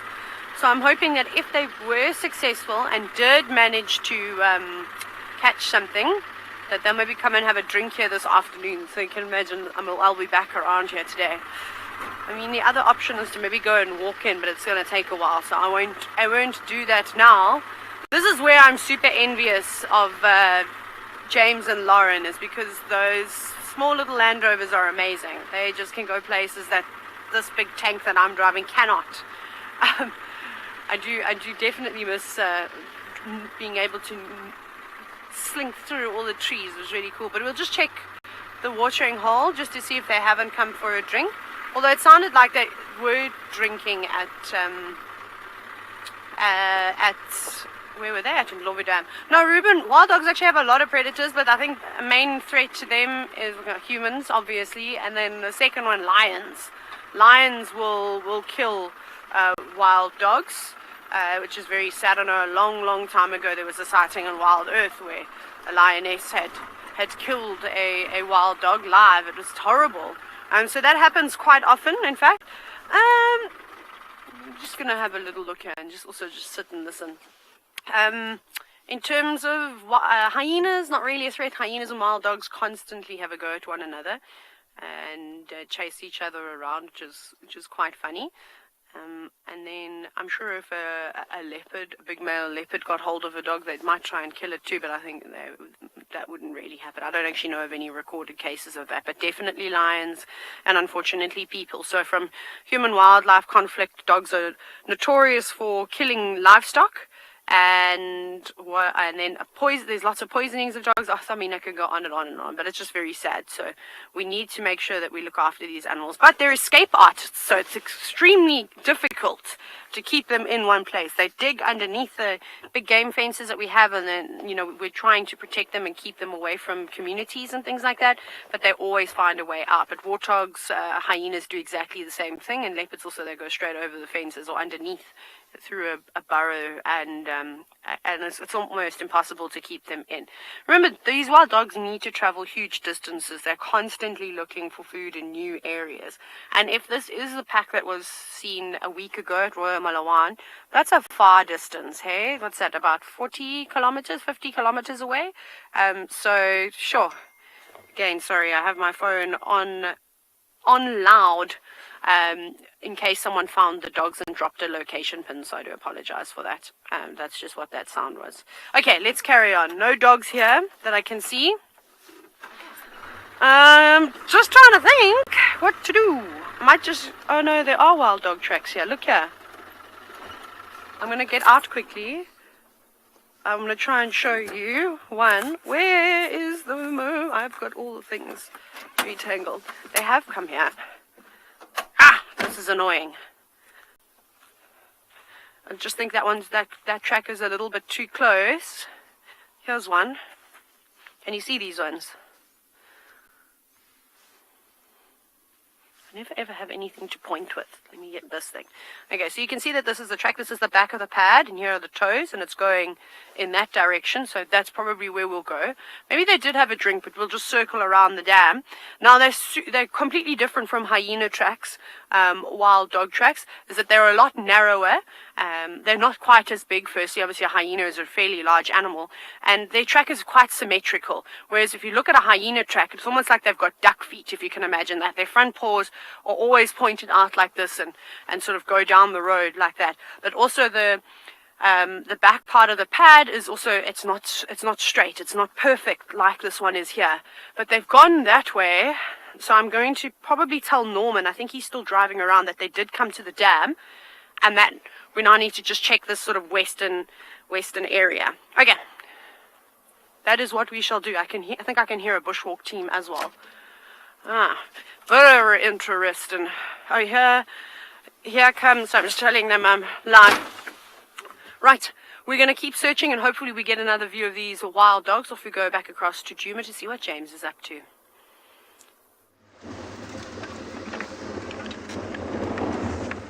Hopefully indeed. Things in this particular part of the Lowveld have quietened down somewhat since we had our first sighting of the hyena and its friend, the impala. And apparently it has not pitched up at the den yet, which I think is a little bit strange.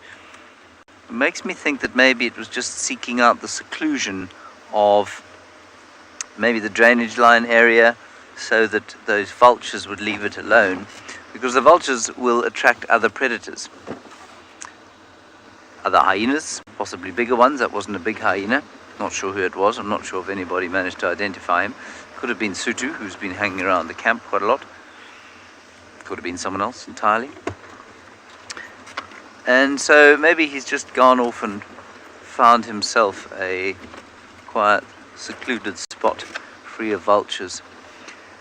The leopard that killed it may also have been quite close by, but we didn't manage to spot any leopard there. I'm tempted to go back into that area.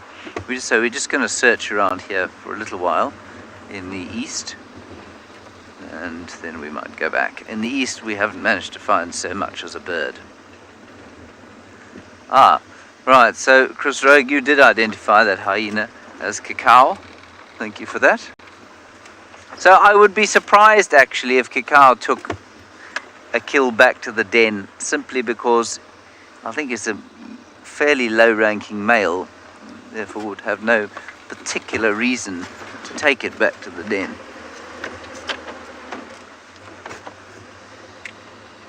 So possibly just seeking out shelter away from the vultures. Oh, there's a bird. Quickly, BK. It's a hornbill. Can you see it? Got it.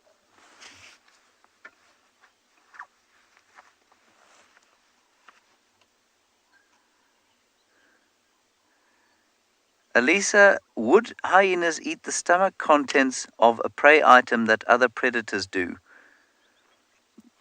I think what you're asking is if hyenas will eat the stomach contents. They will not eat the...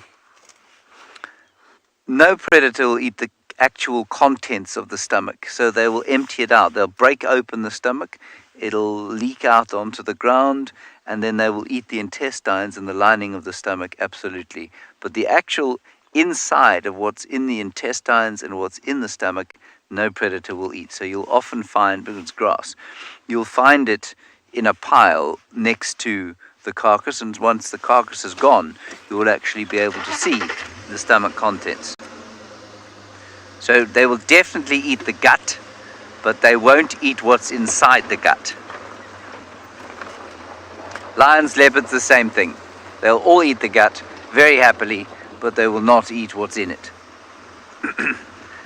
And it's often some of the most disgusting things you can see out here is when a predator does have a go at the intestines, they get covered in this evil smelling muck and they and then eat the gut. I remember Hosanna once, as he was a male leopard we used to watch quite frequently. Well, I mean, he was just our very favorite. And he'd climb up into the tree and he would bite on he bit through a piece of the intestine and it sprayed this muck all over his face, and his whole face was green, and he kind of spat it out, and then he ran the intestines through his teeth to squeeze out the nonsense, and then he swallowed the intestine. It was well, I wouldn't say it was an appetizing thing to have seen, but very interesting. Fascinating to watch, because you read about it, but you don't often see it.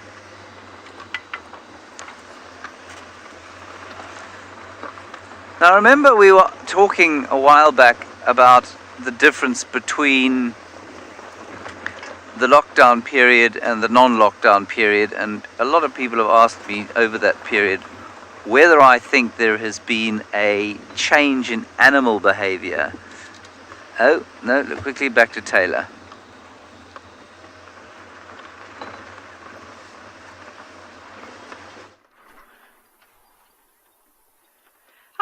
Hallelujah! I'm so happy.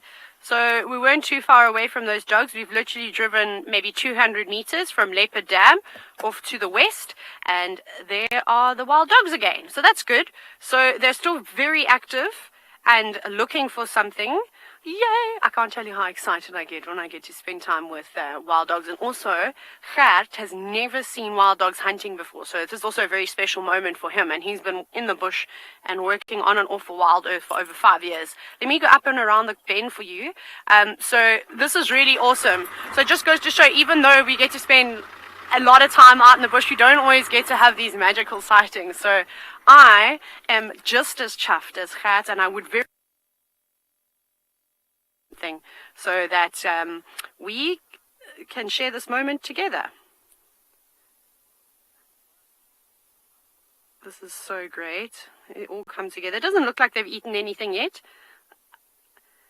Otherwise you would see their faces and their necks stained with blood. And they don't have any big bellies yet either. But they're still chasing impala around. But there's also a lot of duiker and steenbok in this area that we're moving into.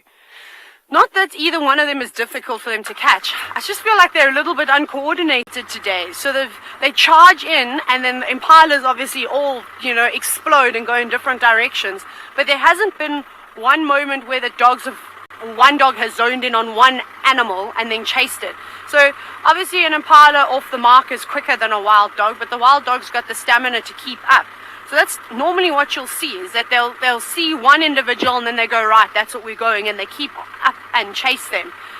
But it's just been interesting. So the impala don't even run far. They just kind of like explode and then go a couple of meters away and then stand and watch. But we'll try and keep up with them. Luckily, I'm just trying to think, we might have to go around. So this road bends around. We should get them again. It's just no real, no clear view, so that's fine. So they're almost heading into the area where we had that female leopard and cub. Andy, you're very funny this morning. You said, who let them out? Who let the dogs out? I shouldn't sing. I've been musical Taylor all day today, actually. I woke up with a Mamma Mia song in my head, so that was a good time. So we're going to just head around here. We should catch the dogs in just a moment. Let me do that. And I'm so sad that they haven't been successful. But fingers crossed. Luckily for the dogs is that these days are so nice and cool. If this was summer, I'd be in shorts and a t-shirt already and probably sweating a fair amount. There's a big impala ram. Yes, impala ram. If you want to run here, that might be the last thing that you do. That would be a good meal for those dogs. I think a duiker and a steenbok's a little bit small. That's like just a mouthful each. If they could catch a big impala ram, they're definitely, or even a ewe would be fine. they could settle down for the rest of the morning and just rest up a bit. They're just up ahead, so they're going to cross the road.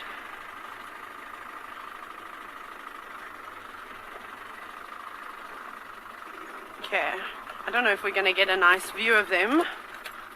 Let me just stop here. Maybe they'll run into that gap, hopefully. No, don't go that way. Come off to the right. Sorry, we're going to watch them. Now, Damari, you're just 11 years old. So this is very normal for wild dogs to be active at this time. So they typically hunt during the day. However, if there's light available and at night when there's lots of moonlight around, they'll do that. I'm going to go back onto this main road. I think it's too thick for me. So they definitely will hunt there. And then, you know, when I've seen most of my sightings I've been in when wild dogs have made a kill, very early in the morning, just as the sun is rising, and then as the sun is set behind the horizon, and that last light, they typically hunt a lot then in the crepuscular period too. But remember, they're still predators, so they still take advantage. The problem is that if they are actively hunting at night, they're competing with things like hyenas, lions, leopards, and the others. So it makes sense for a smaller predator like this to utilize the day. Now, I'm going to head up ahead. I'm not sure where I'm sending you to because I couldn't hear properly, but off you go. Hey, look at that. Standing up in perfect formation there. All 6 of the adults were out just now. About 5 minutes ago, all 6 of them were out, but split up, and now these 4 have come together. And just out of interest, remember I mentioned the cold front that's moving in, the clouds on the horizon?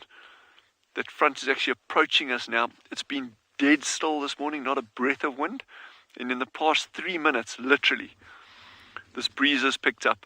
And it's quite funny because Jean-Andre took his jacket off about 5 minutes ago. And the temperature's now actually starting to get a lot cooler than it was a couple of minutes ago. So that front is definitely on its way.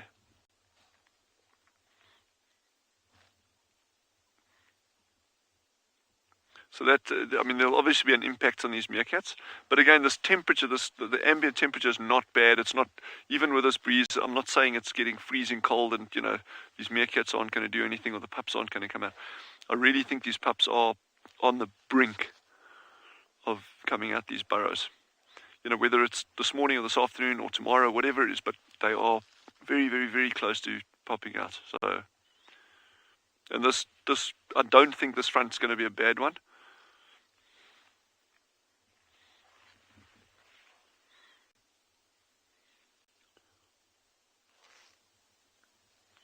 We'll show you later. We made this little square of cleared sand next to us, and we've had a little bit of activity over there during the course of either yesterday afternoon or last night. Nothing mind-blowing, but we'll show it to you anyway.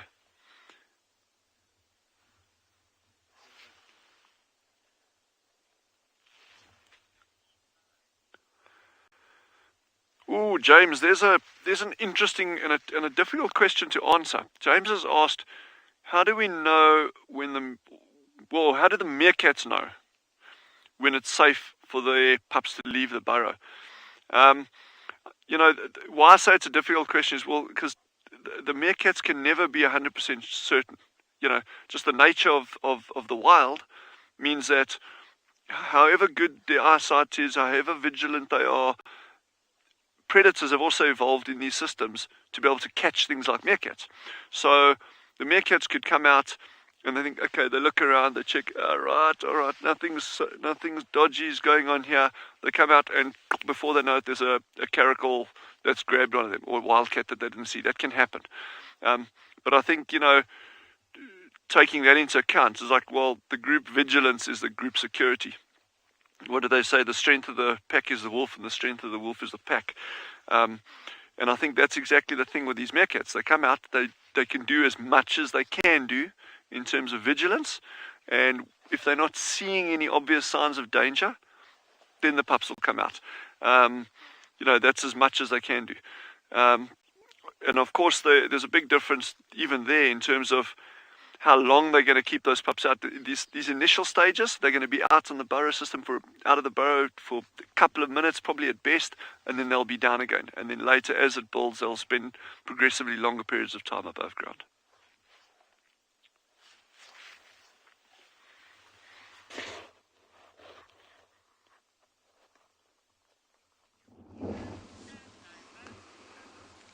A very relaxed steenbok on quarantine.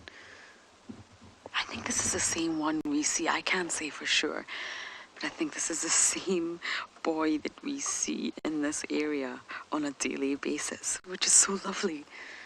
And Dylan was talking about being vigilant. This little guy will have to be extra vigilant. He doesn't have a herd.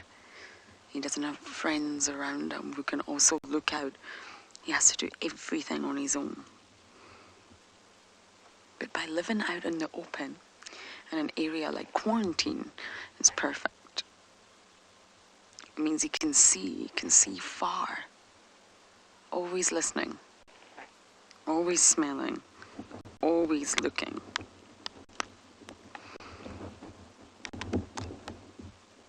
It's windy today though, and wind can normally make all the antelope species very nervous because it affects their hearing. They can still hear, but they're not able to entirely determine the direction of the sound. It causes a little bit of sensory confusion. And the reason I think it's the same individual is A, it's very relaxed, and B, steenbok are actually highly territorial, unlike impala. Their territories are small.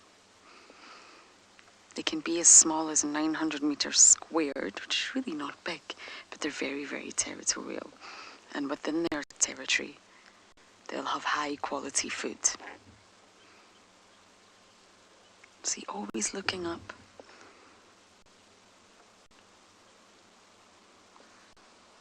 They normally share their territory with a member of the opposite sex. They're a monogamous pair, but they're rarely seen together. They do live a very solitary existence. But the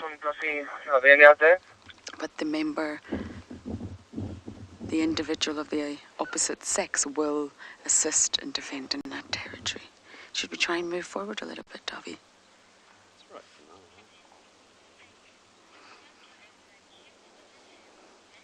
Vic, you're saying you can't get over that cute little tail. The fly swatter. Isn't it so cute? And it's always curled under, just like impala, protecting those sensitive regions. Okay, we're just going to try and go forward. This could go wrong.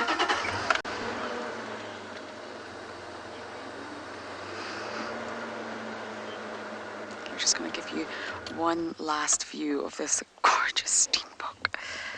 Now we're coming to the latter part of the drive, so I am heading straight to the hyena den, and let's hope this time there'll be some hyenas.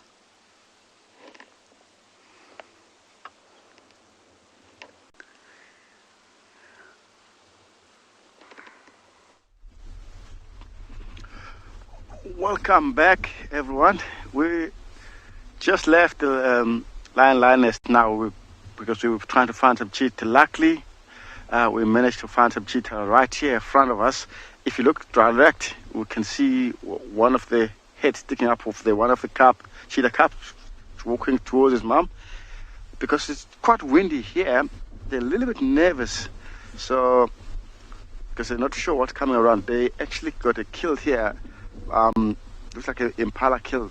But because of the wind, he's so nervous.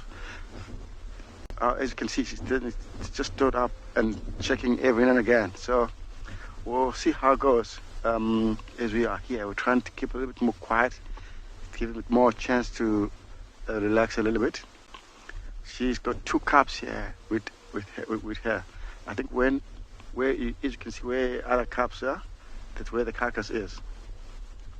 We're trying to see if we can get a nice view from that. They're trying to play with the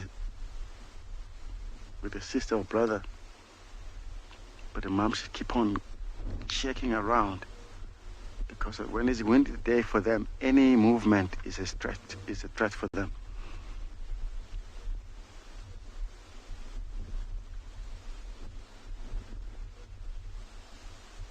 It's a cute face for the little one.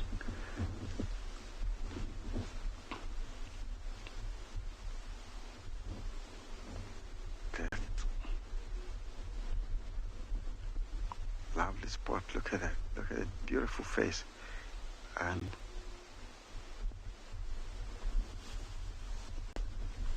the cub's going to hide away from that. Wow.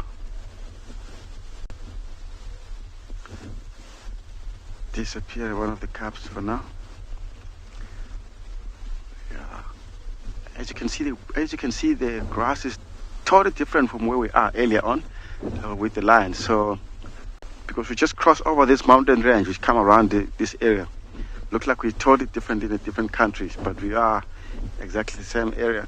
It's just a different weather. It's unbelievable how windy this side over this mountain.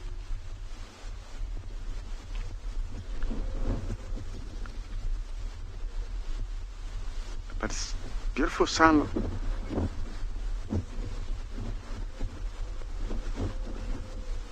Yeah, and it's just because of that windy. Yeah, so lovely to see them anyway. Wow.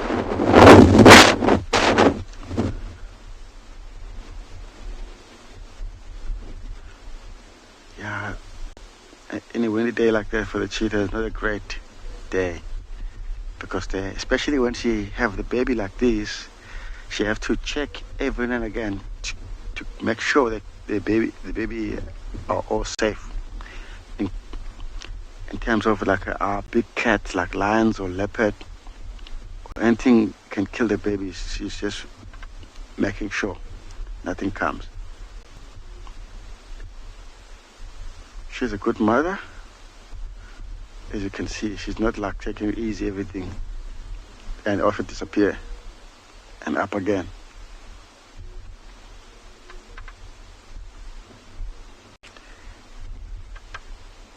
So I missed it linking to her.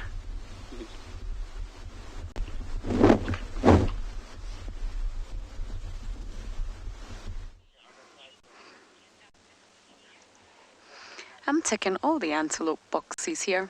This is a gorgeous male waterbuck who seems to have, well, taken up ownership in the waterbuck world of Vulture Dam. He's very relaxed. He's a really relaxed waterbuck.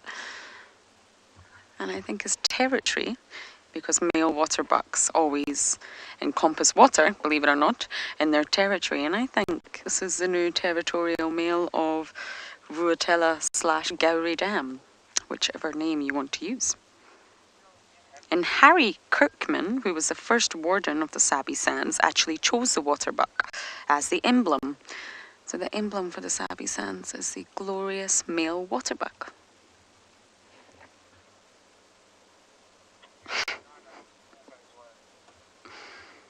I mean, it would be rude not to comment on that love heart nose.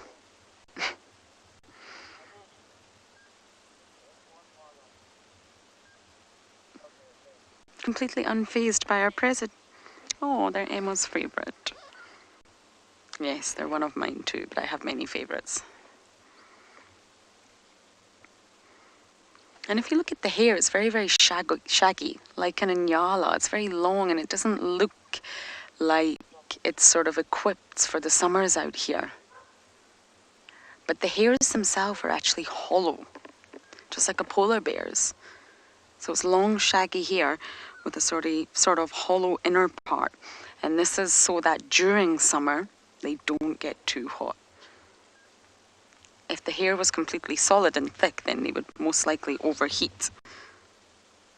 But the fact that the hairs are hollow means that the hairs themselves are really efficient at releasing the heat and helping cool the animal down. But during winter, the chilly winter mornings and evenings, the hair will of course retain heat and help keep the animal warm. We should probably just tick the impala box, Davi, and at the same time we can then tick the wildebeest box because everybody's here.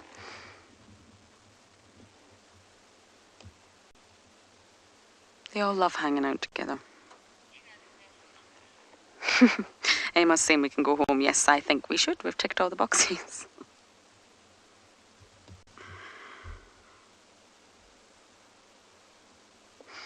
But it's said that of all the antelope species, since we're talking of antelopes, Waterbuck are actually the most responsible for deaths between males, can you believe it, during fighting.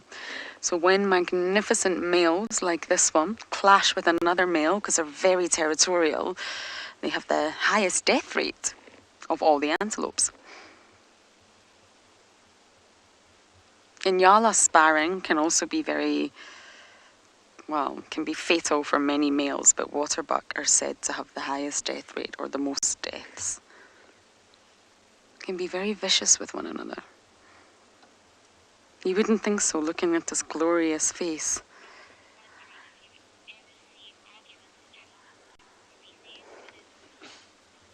Bobby, you're wondering if we ever see, fights between species, so that would be interspecies, between maybe the impala, the wildebeest and waterbuck, and no, we don't. They're not competitors. They're all herbivores, and they all specialize in slightly different aspects of the vegetation. Impala are mixed feeders, wildebeest are grazers, and they can assist one another. So a lot of animals can benefit from the other animals' presence. For example, impala are fantastic at spotting predators, and not only that, but they will really alarm call. They'll really shout so loud when they see a predator. And the other herbivores in the area can benefit from that. It makes no sense for herbivores who are not in competition over the same resource to harm one another or fight with one another. So you don't really see them interacting, you just see them sort of hanging out, shall we say, side by side.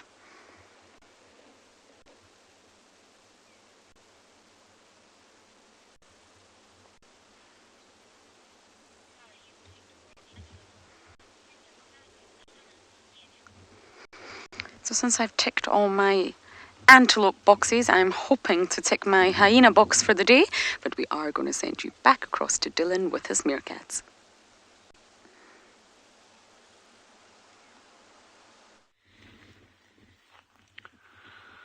I love the way all these little meerkats are lined up here. And Jandre is not going to move it just because it's so close to him, but there's a meerkat. In fact, I guess there's a meerkat right in front of him. Right in front of him there. It's popped out of a hole, probably 2 meters, 2 yards. Yes, we put in a huge amount of effort, and I know all of you that have been with us have been very, very patient with us spending all this time at the meerkats. I mean, they are incredibly fun animals to watch. They're incredibly charismatic, but still, we have put in a large amount of time with this group. But what I'm seeing from here, that's exactly why we put in the effort, and that they become this relaxed. And if we could have gone the other route. We could have said, okay, well, let's leave them until the pups came out and then started. But I think our viewing wouldn't have been anywhere near what it is. And the next step is to actually start joining them when they actually go foraging. But that's a totally different ball game in terms of sitting with them patiently at a burrow like this and actually following them while they're foraging.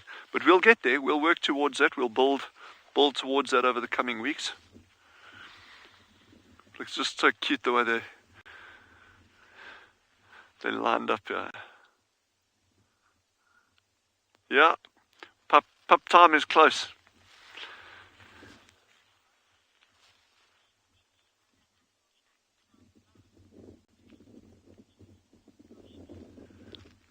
Roshni has just asked a great question there, and these are the really fun questions. Have there been any other sign of animals around the burrow since we've been monitoring it? Roshni, there's been a lot of porcupine activity. I wouldn't say every night, but regularly there's been porcupine activity, especially around these burrows closest to where I am now. And then a lot of smaller things, a lot of birds, ant-eating chats, dikops, or what's the, a thick knee, spotted thick knees is the new name for it. So like a lot of bird activity and rodents, little mice. I'm guessing these are probably gerbils. Those tracks are incredibly difficult to identify. You can tell it's a rodent, but it's a smaller rodent, because remember, porcupine's also a rodent. And then we have brown hyena that's been passing by on a fairly regular basis.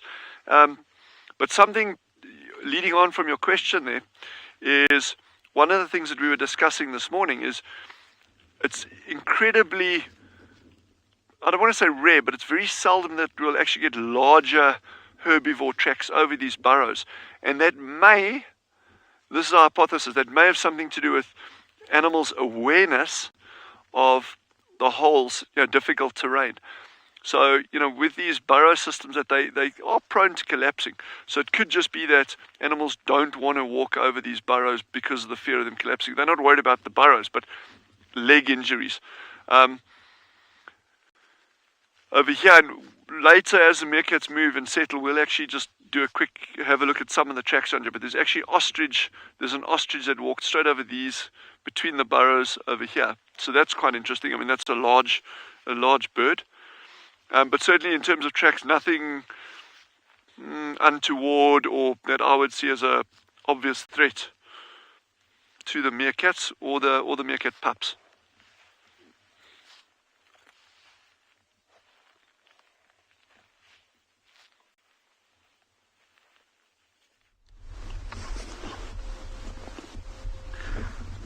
Welcome back again. As you can see, guys, there's Cheetah still right in front of us. One of the cubs has moved out of the way, but you can see the different size of mom and a baby. Quite nice, small, but they're still checking around. As soon as the wind picking up again, they're just making sure there's nothing coming without missing it. Now you can see all three of them. This is a mom and two cubs.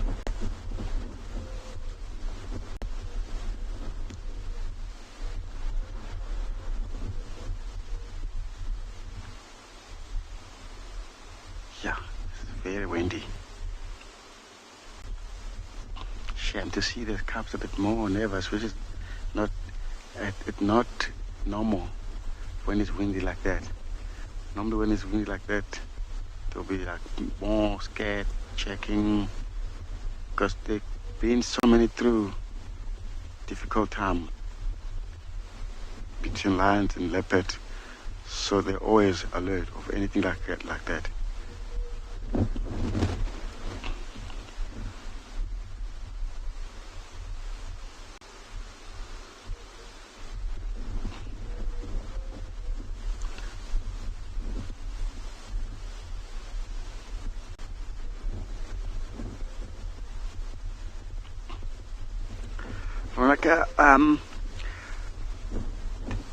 Always depending from the genetic. Some are very light in the gene, some are very dark.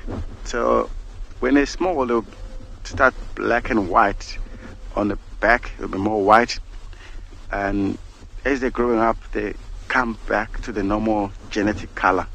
Some are very dark, some are very light. It depends.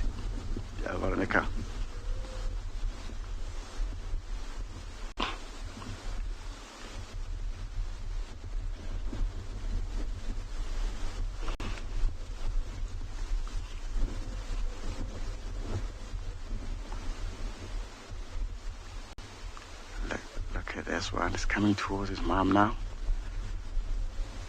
Yeah, they're still more fluffy, these young ones.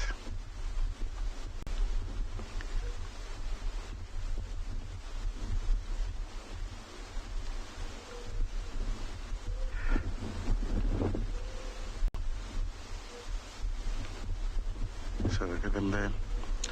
I'm a bit more nervous, which is not good.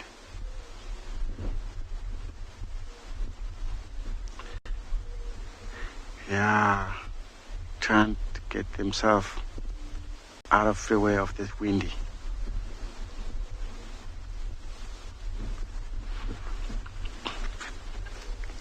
You see that little one standing right in front of the carcass there, the small one.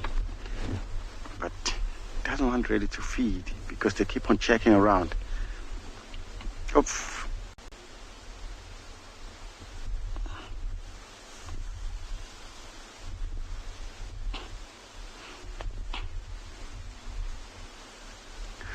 Oh, it's going back to his mom again.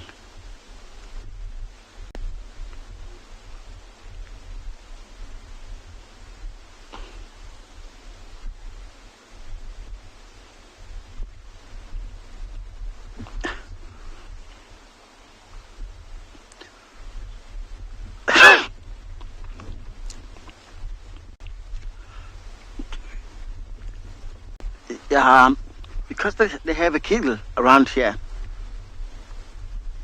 So, excuse me. Yeah, they will stay in the long grass if it's a couple very smaller than that. But because they have a kill, that's why they are hanging around this tall grass. We should also protect them. Yes, is one of the reasons they will prefer long grass like that. Especially mom with the young baby cubs like that. She need a good cover for the other predators.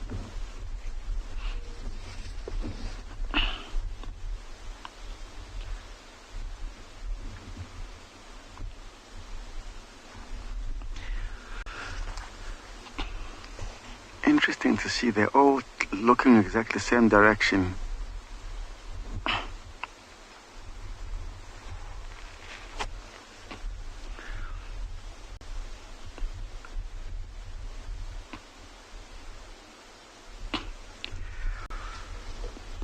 Okay guys, as you can see, they just mom just fell down again, lie down. We'll send you back to Tswalu to view some meerkat with Dylan. Enjoy the guys. See you later.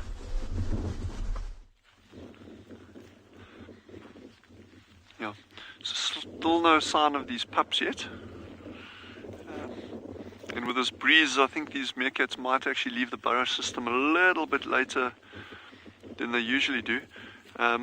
Linking on to, I think it was Lauren that was talking about the vigilance and the impact of wind. They're having a bit of wind down there. And with this breeze that's picking up now as well, you can actually see the movement on the grass directly behind the meerkats. And that's actually a little bit sheltered. They're on the northern side of a bush clump over here, so it's a little bit protected from the wind. But you get a lot more movement out here, and that really can obscure and mask the presence of predators, especially your ground-based predators. Your aerial ones, like your raptors, your big birds of prey, well, you know, a bit of a breeze isn't going to make much difference there. But certainly any predators that are doing a stalk, windy conditions are actually very, very, very good for them. So that will just put these meerkats on a little bit higher alert.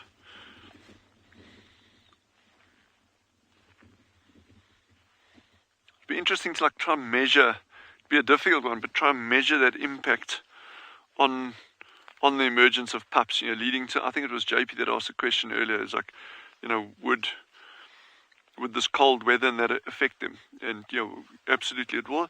But in terms of the wind movement, even if it's a warm day, how much impact would the wind have on the emergence of pups?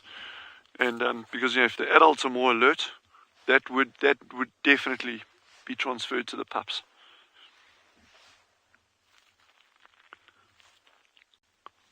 There's still a lot of watching down in that quarter, and I'm actually really interested in that because they're probably their greatest risk from where we're standing here is out in this direction here, just because their field of view is so limited over here. They've got a bush clump right behind them. They're looking upslope over here. There's a bit of vegetation in terms of low vegetation, and then more densely scattered bush clumps up this way.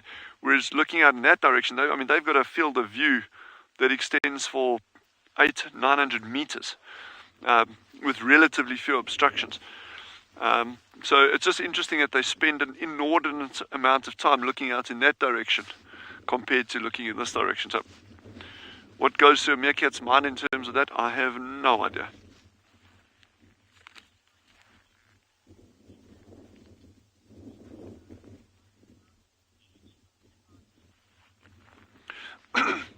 So some viewers have asked, would meerkats ever make their burrows on like a mountain's edge or the edge of a high point for better visibility? Not so things can see them, but the opposite. And actually what they do, and I know we're not getting a great idea from where we're sitting here, but when you look at them, they normally on slightly elevated areas, and not necessarily because they've consciously chosen an elevated area or the highest point, but with all the sand that gets excavated over years, and literally some of these burrows can be years and years and years old. We've got burrow systems here that I know for a fact. I was on horseback a number of years ago, literally it was probably 14 years ago, and went past the burrow system. It's not a meerkat burrow, but that burrow is still active now with porcupines. So some of these burrow systems can really be very, very, very old. And what happens over time is you get this mound of sand that grows and grows and grows. So there is some kind of raised level to it, but then also with the individual mounds of sand at the entrance of the burrows, they stand on top there to sun themselves, but it also just affords them a better viewpoint. So I don't think, I've never seen any obvious signs of them actually deliberately selecting a burrow location based on visibility. And some of them are, when you look at the location, they're quite obscure. Like, why on earth would you build or make your burrows in a spot like that? But be that as it may, there are pros and cons.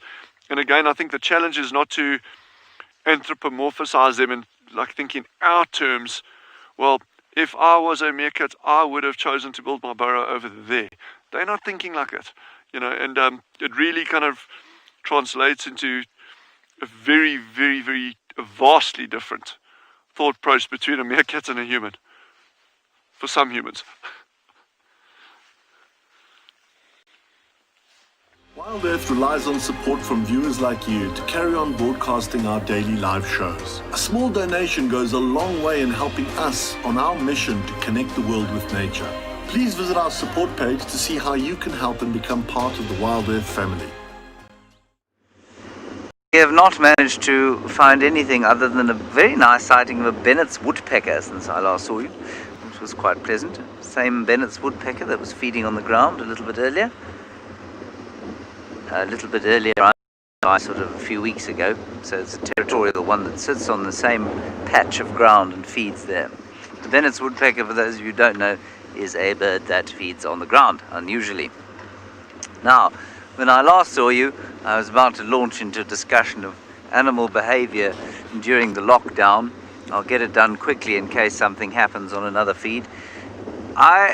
During that lockdown period, it felt like we had elephants every single day. Now, that may have been entirely coincidental, but as things have opened up more, and there are lots and lots of landowners driving around in cars, lots more vehicles driving around on this reserve, suddenly there are no elephants.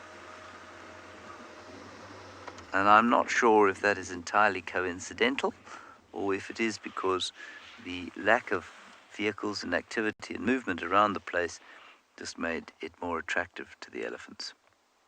That was my thought. This little group is huddled together, but I don't think that they are in great distress. Some of them are lying on the ground. A bit of a breeze blowing in.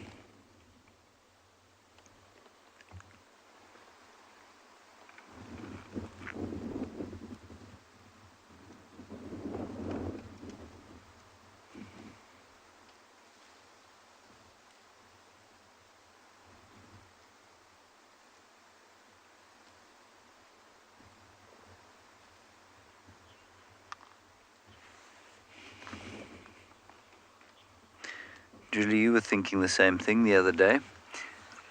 There's definitely nowhere near enough data for me to draw some kind of conclusion from it.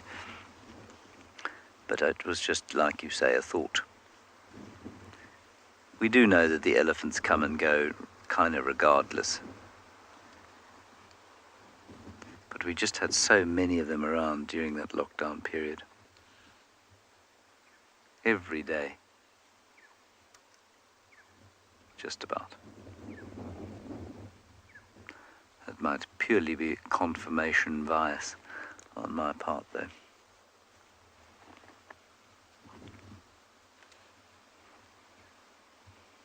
It's a very chilled herd of impalas. They should stand so close to us. Some of them haven't even bothered to get up.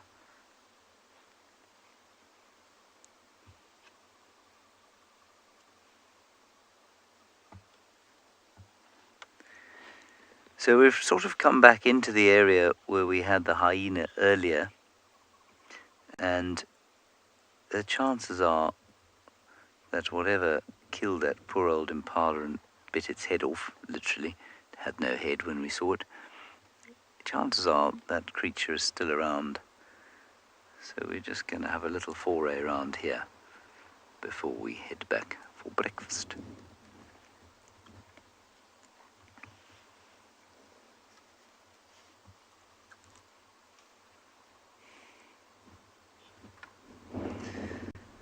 I see that KwaZulu-Natal, the northern reaches thereof, has been highly productive for cats today.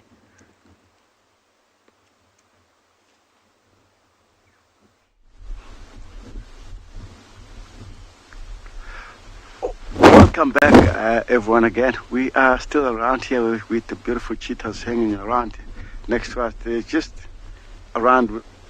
If you follow the camp path there, they're just there. Just sitting down there. They've been sitting up and down because of that windy we were talking about earlier. Even like a grasshopper, it gives them a big frighten because they don't know what's coming. So we'll just sit here and watch what is going on.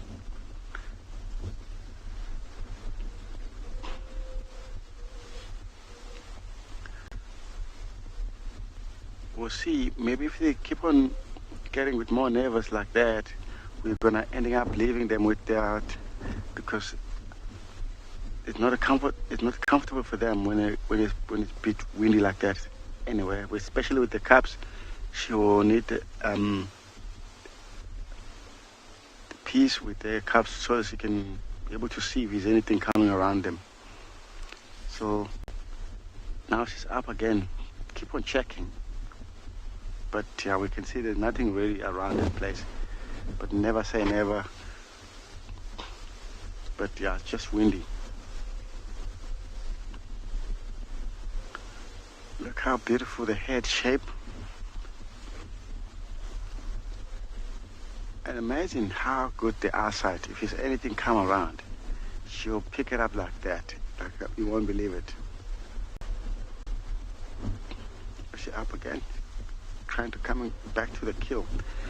It's quite tough to see the kill because the grass. You see where the cubs is, and right in front of the cubs, it's impala kill right there. I think they live on trying to eat. See that one? She's trying to feed now. It's right in there. Wow, it's getting a bit more relaxed now, as you can see.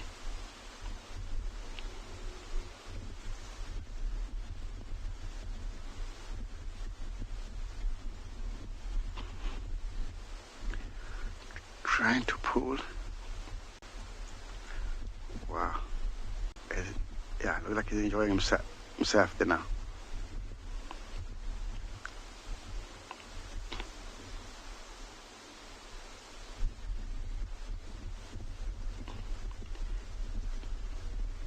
Yeah, look, one is coming too. She wants to come and join his brother or sister. Yeah, keep coming.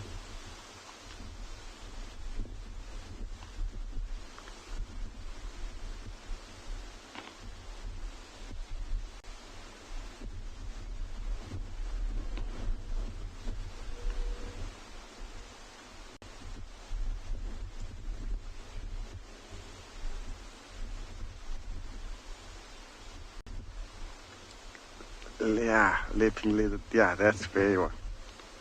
That's awesome.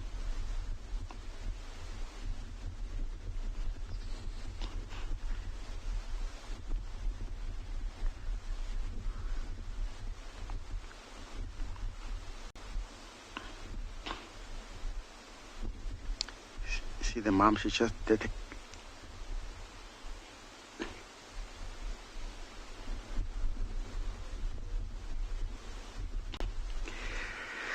Yeah, guys, looks like they're having a good time now. This cheetah. Well, we'll sit there with them, but in the meantime, we'll send you across to Dylan with a meerkat. Sound like they're looking for breakfast as well. Enjoy there, guys. We'll see you soon. So they are slowly starting to move. The little alpha is the one closest to me. That's just moving off here to the left. She's 3 yards from me. Not worried in the least. And this next little one that's slowly walking away now, he was actually the one that was always so nervous. Hey, Mum, are you going to show us your pup sometime soon, or are you just going to keep us in suspense? Yep, how many have you got? You say 5. She says she's got 5. I'm just taking her word for it. You know, we'll have to see. Eh? Sure.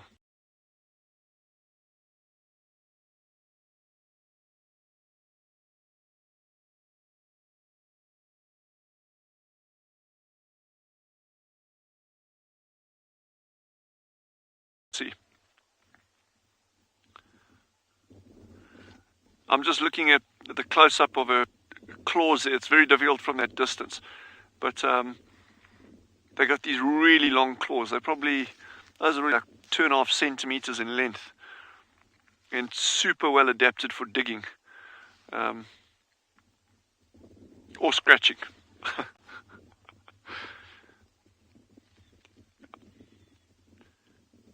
Yes.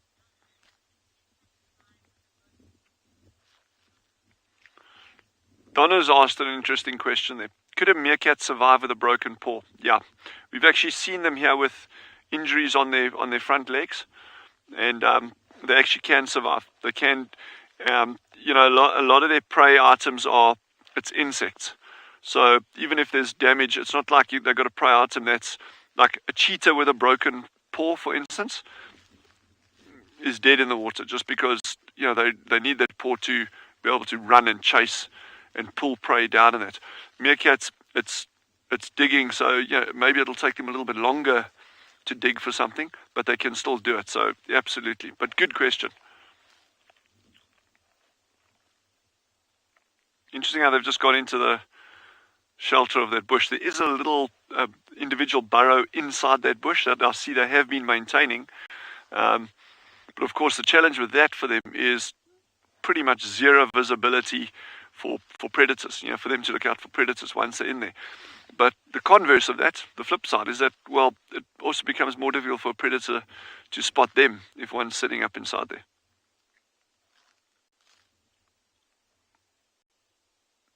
But you don't see it all that frequently where the burrows are that obscured. So by a bush like that. So I don't think that would be a primary burrow that they'd be using.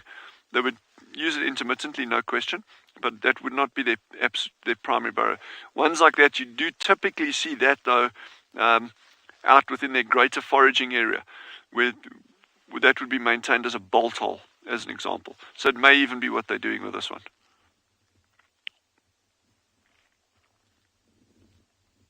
You see that sand being kicked up inside there every now and again.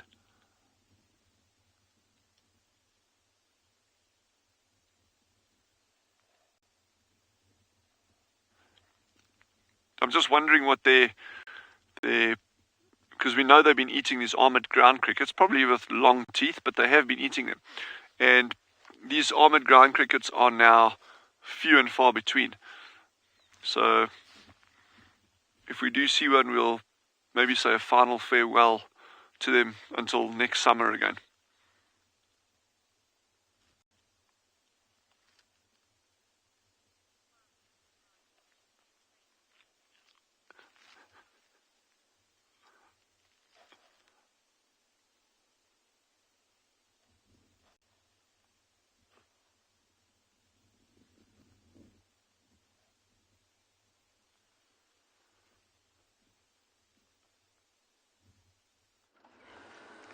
I am also looking for an insect. There's a few remaining butterflies of summer in the Mowati. I just had one, and of course it's disappeared. I want to put Davy to the test, but sadly I can't find it anymore. But going on Dylan's chat about, well, animals being very resilient, they are. And I think we see that. Davy, I don't know if that's a butterfly or a leaf. Let's see, let's see. Wowza. That is not a leaf, everybody. It's a butterfly. That fluttered on by. Didn't stay for too long, did it? But animals are incredibly resilient because they have to be. There's no hospitals. Of course, we take our domestic pets to the vets, but wild animals, no pharmacies, no medicine.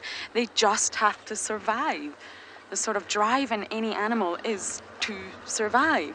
And I've actually shared the story before, but I'll share it again. My old beagle got her leg removed, and it was quite severe. She had cancer. The leg was removed from the hip joint, the entire leg. And she woke up the next day a little bit woozy. She let out one big yelp, and then after that, just got on with it. Just continued to live her daily life as if she had 4 legs, and she didn't. And I guess what I'm trying to say by that is animals will do whatever they can to survive. They don't dwell on it. And the hyena, oh dearie me, this is a tricky one. Let's see if I can do this live. The hyena from yesterday will be absolutely fine. The ear was not, it flopped over, but the hyena will still be able to hear.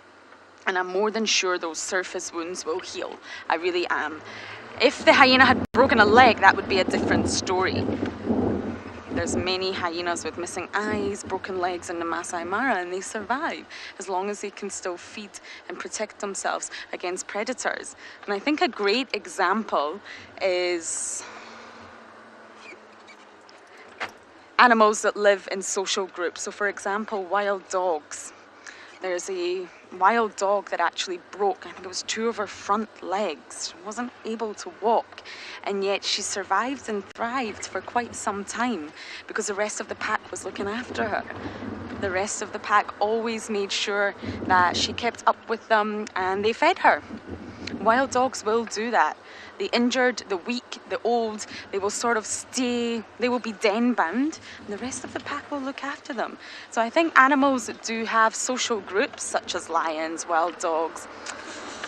Hyenas to an extent will have a better chance of survival because they've got other members of their own species looking for them, looking out for them. There's some incredible examples out there, and that wild dog one I think definitely has to be one of the best examples.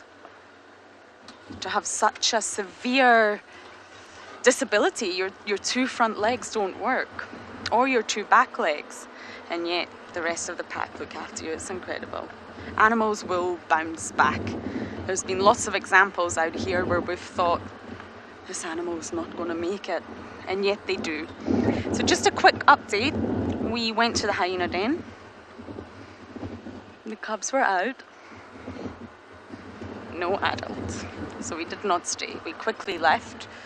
But these little cubbies are being very naughty these days. They need to be careful. There was a female leopardess in that area at some point. I just would hate for them to venture too far and end up getting themselves in trouble.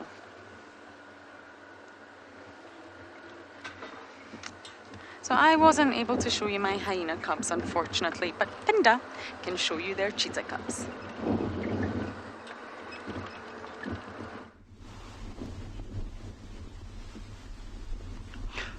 Welcome back again, everyone. So as you can see, they just changed their position now. Busy feeding now. The mom even now she's the one like feeding more, letting the cubs as well to enjoy the meat, which is good. So sun shining direct to them, which is perfect too. And yeah, as you can see, they're full of blood on the mouth now, which is they get a bit more relaxed. Mom have to teach the baby, say, stop, I'm eating now. I'll give it a bit more turn to try. Now it's your turn. There we go. The baby's eating now. Yeah, so you have to eat and check every now and again because of that wind is a problem.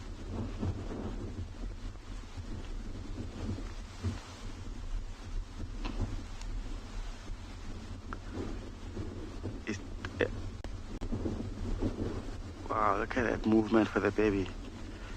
It's so windy here, but they get used to now. Because just after the kill, they don't know what is coming. They know who hit them when they're making the kill. So they have to work slowly and slowly get used to the place. Because could happen that anything can come around, lion or leopard. And also especially this area is more open. It can easily attract something like a vultures, and the vultures can attract other predators to start follow what the vultures have seen. So they have to be more careful whatever they're doing. Wow, look at that baby, he's enjoying himself now.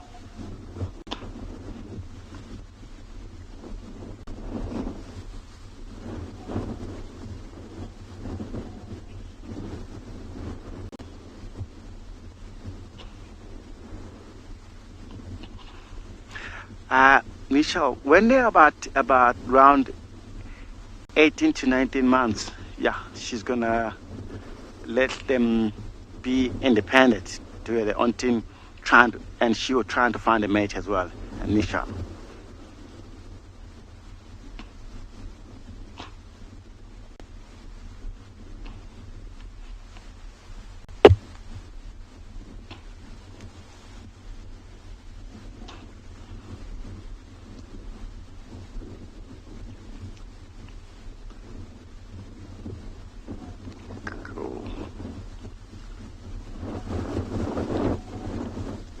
Look at that mouth full of blood. She have to check again.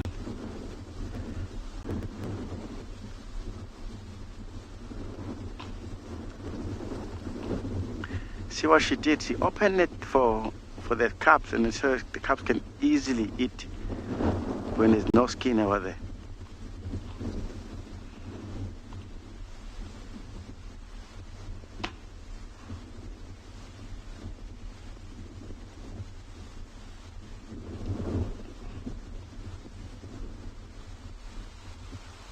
Wow, the cup.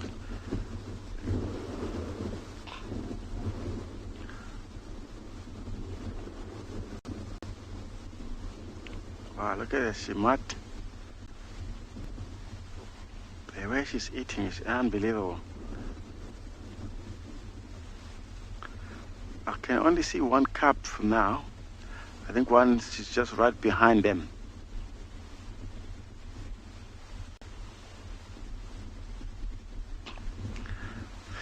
Right, as you can see, they just settled down a bit now. We're a bit more relaxed now. We'll stay here for a little while. In the meantime, we'll send you across back to Kalahari into Tswalu with Dylan. Enjoy that. See you soon. So the entire group has now tucked themselves deep inside this little thicket. And they are digging like crazy at that burrow. They're like doing a huge amount of maintenance on it. You can actually see that dust and sand being kicked up there. So they obviously have some plan, but I have no idea what that plan is. And it's certainly not impossible that they could actually move the pups into a burrow like that. Or they could just be maintaining it as a bolt hole. You know, if they were moving in from this area, perhaps that would be the easiest one to get into to escape a predator. Yeah, that could well be the explanation there, but there I'm just really guessing. And it's the first time that we've seen them actively digging at this particular burrow. There's been some activity around it, but certainly nothing to what we're seeing this morning, compared to what we're seeing this morning.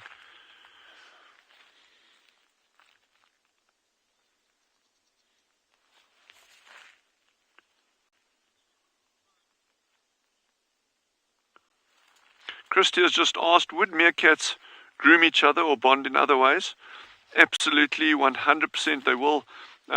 that mutual grooming, or what we call allo grooming, is very, very, very important for maintaining that cohesiveness and helping keep each other clean.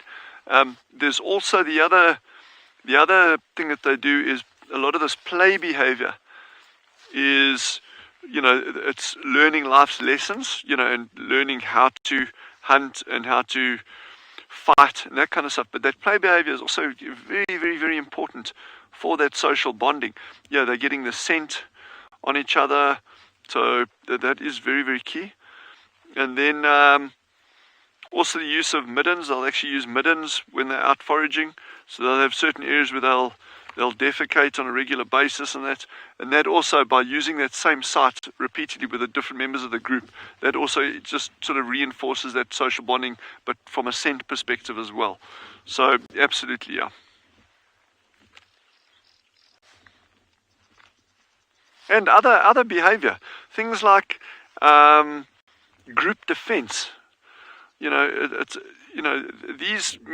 can get a meerkat that survives as an individual, and it's not unknown. I mean, you get these nomadic males that move around, and they kind of eke out an existence, and they're there, they do it. But in terms of like that group structure is so important, and so even things like defending a territory, fighting off or chasing away other intruding groups of meerkats, although there may not necessarily be physical contact between the individual group members when they do that, but that awareness, that situational awareness of what's going on, that I've got your back, you got my back, we can do this, very, very, very, very, very important. And there's some good lessons for people.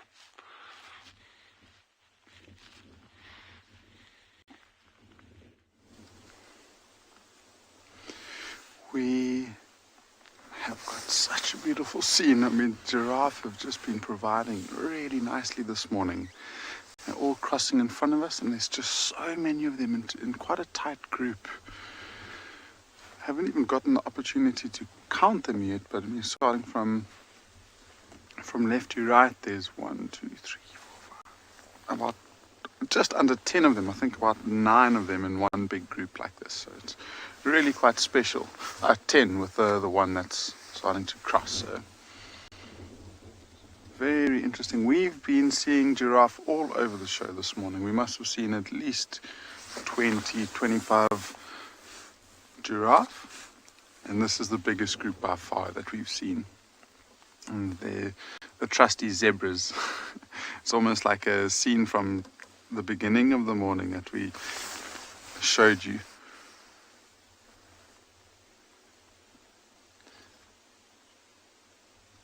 It seems like both the zebra and the giraffe are moving in pretty much exactly the same direction. And I think it's largely to do with the wind. So the wind is blowing from our left to our right-hand side, which means that these giraffe and zebra are facing into the wind. And that gives them the opportunity to smell any potential predators that are up ahead of them. And also, if they keep walking, they'll eventually get towards quite a nice big waterhole that I think will probably be their end targets at the end of the morning. These zebras have taken a pause. They've just noticed us, so they've stopped and they're watching us, making sure that we're not too much of a threat before they continue. But that's also such a beautiful shot with the three of them in line, all facing each other, or all facing us at least. And even from here, you can see how different the stripe patterns are. And if you look at the back left of each of them, in that one on the far left-hand side has got this very, very broad, thick black stripes with quite thin white stripes in between. The one in the middle's got quite white and black. They seem quite even. And then the one on the right-hand side has got much thinner black stripes. I'd love for them to just approach us a little bit. Seems like they've taking their attention off of us, so they must realize that we're not too much of a threat. So I don't really want to move and disturb them, so I'd like for them to come right up towards us. These giraffe are completely ignoring us. There's one that's watching us.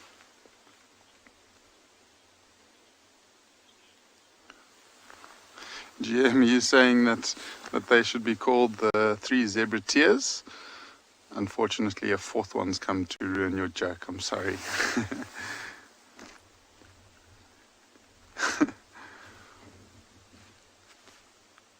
It's quite interesting to see that they're all in one solid clump. And quite often when zebras are moving, if it's a male stallion with his harem, there's quite a strict hierarchy when they're walking, and you can see it. I mean, the one that he's essentially taken over first will be the one in the front, then the second and the third, and then the stallion tends to be at the back. So with the one not moving, I guess they're all just kind of waiting and seeing why she's decided not to move.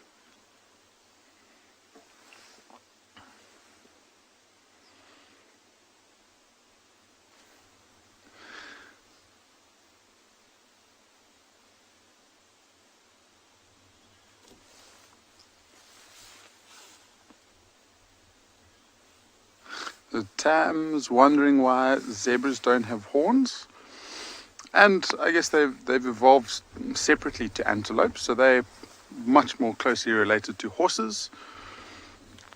And it's just, I guess they didn't feel the need to evolve with horns. And the way that they protect themselves rather is with the fierce kick and the bite that they have.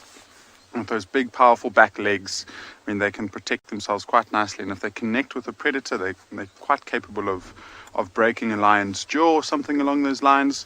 But then also when the stallions are fighting against one another, where impalas and other animals would lock horns, stallions have actually developed a special canine tooth that they'll use for fighting. And as a result, they can sometimes, if they get hold of a stallion's tail, they're quite capable of biting it off. And so although they don't have horns, they've got different ways of making themselves more fierce and more menacing.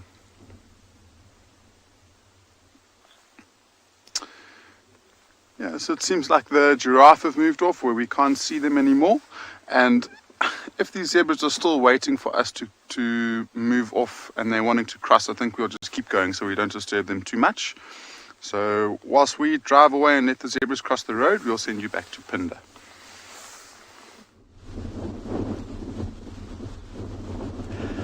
Welcome back again, guys. So we're still here. We're just enjoying to watching the cheetah feeding now. They seem to be a bit more relaxed comparing them from beginning when we started with them.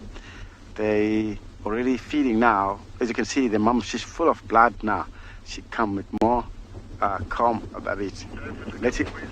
Letting the calves now feeding as well, which is good. So look like we're gonna be leaving them anytime by now. Just let them enjoy their breakfast. So we might check them again this afternoon to see what they're doing. Otherwise, it's a very nice morning for them.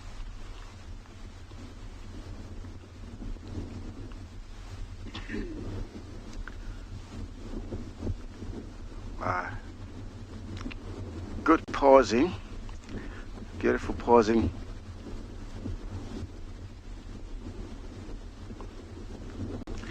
And the gaga very, that's very true, very true.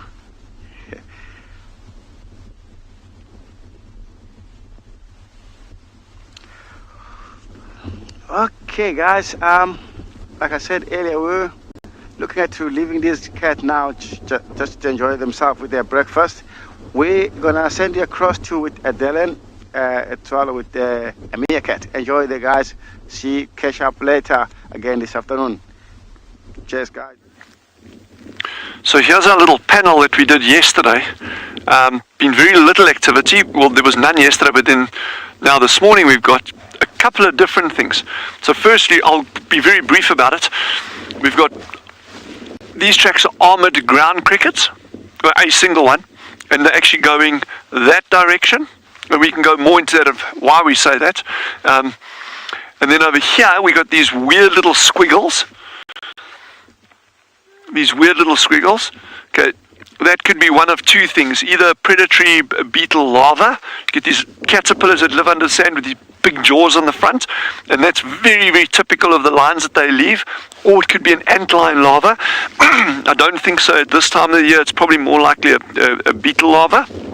And then over here, got another little thing that's popped up over here. This will be a beetle under the sand as well, but one of the caterpillars that's just pushing up the sand around, so they form these lovely tubes under the sand, and then they often lie in wait for little insects that come past over there. So that's that little round thing over there. So that's at least, so it's 1, 2, 3, and then over here we got a bird that had hopped. These tracks are very, very faint now. They're being blown over by the wind.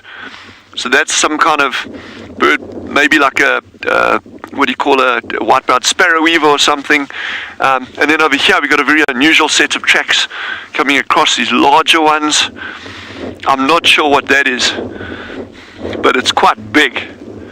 You can see there, 4 toes, big, stepping. So I don't know what that is, but that's quite interesting. And so it just shows, I mean, there's a lot of activity that goes on, but it builds up over time.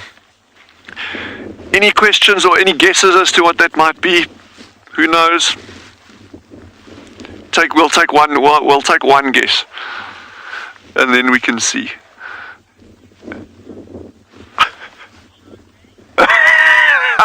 Veronica says a genre. Incorrect, but close. Okay, so these are Kalahari hobbits. Kalahari hobbits. This is actually the footprints of our meerkat habituator. She's got tiny little feet when she's not wearing shoes. It's crazy how... Yeah, no, I'm just kidding. That's that. There we go. There you go. So you can make fun little tracks in the garden. Anyway, it's been an amazing morning out. No pups yet, but we are not going to give up. We are super excited about the fact that we know these pups are there. It's imminent now, any day, any moment, and we just hope we can actually share that with you when they do come out. So, yeah, please, you must all have the most incredible day or night wherever you are. Stay safe, and please join us again this afternoon for another incredible adventure. Thank you.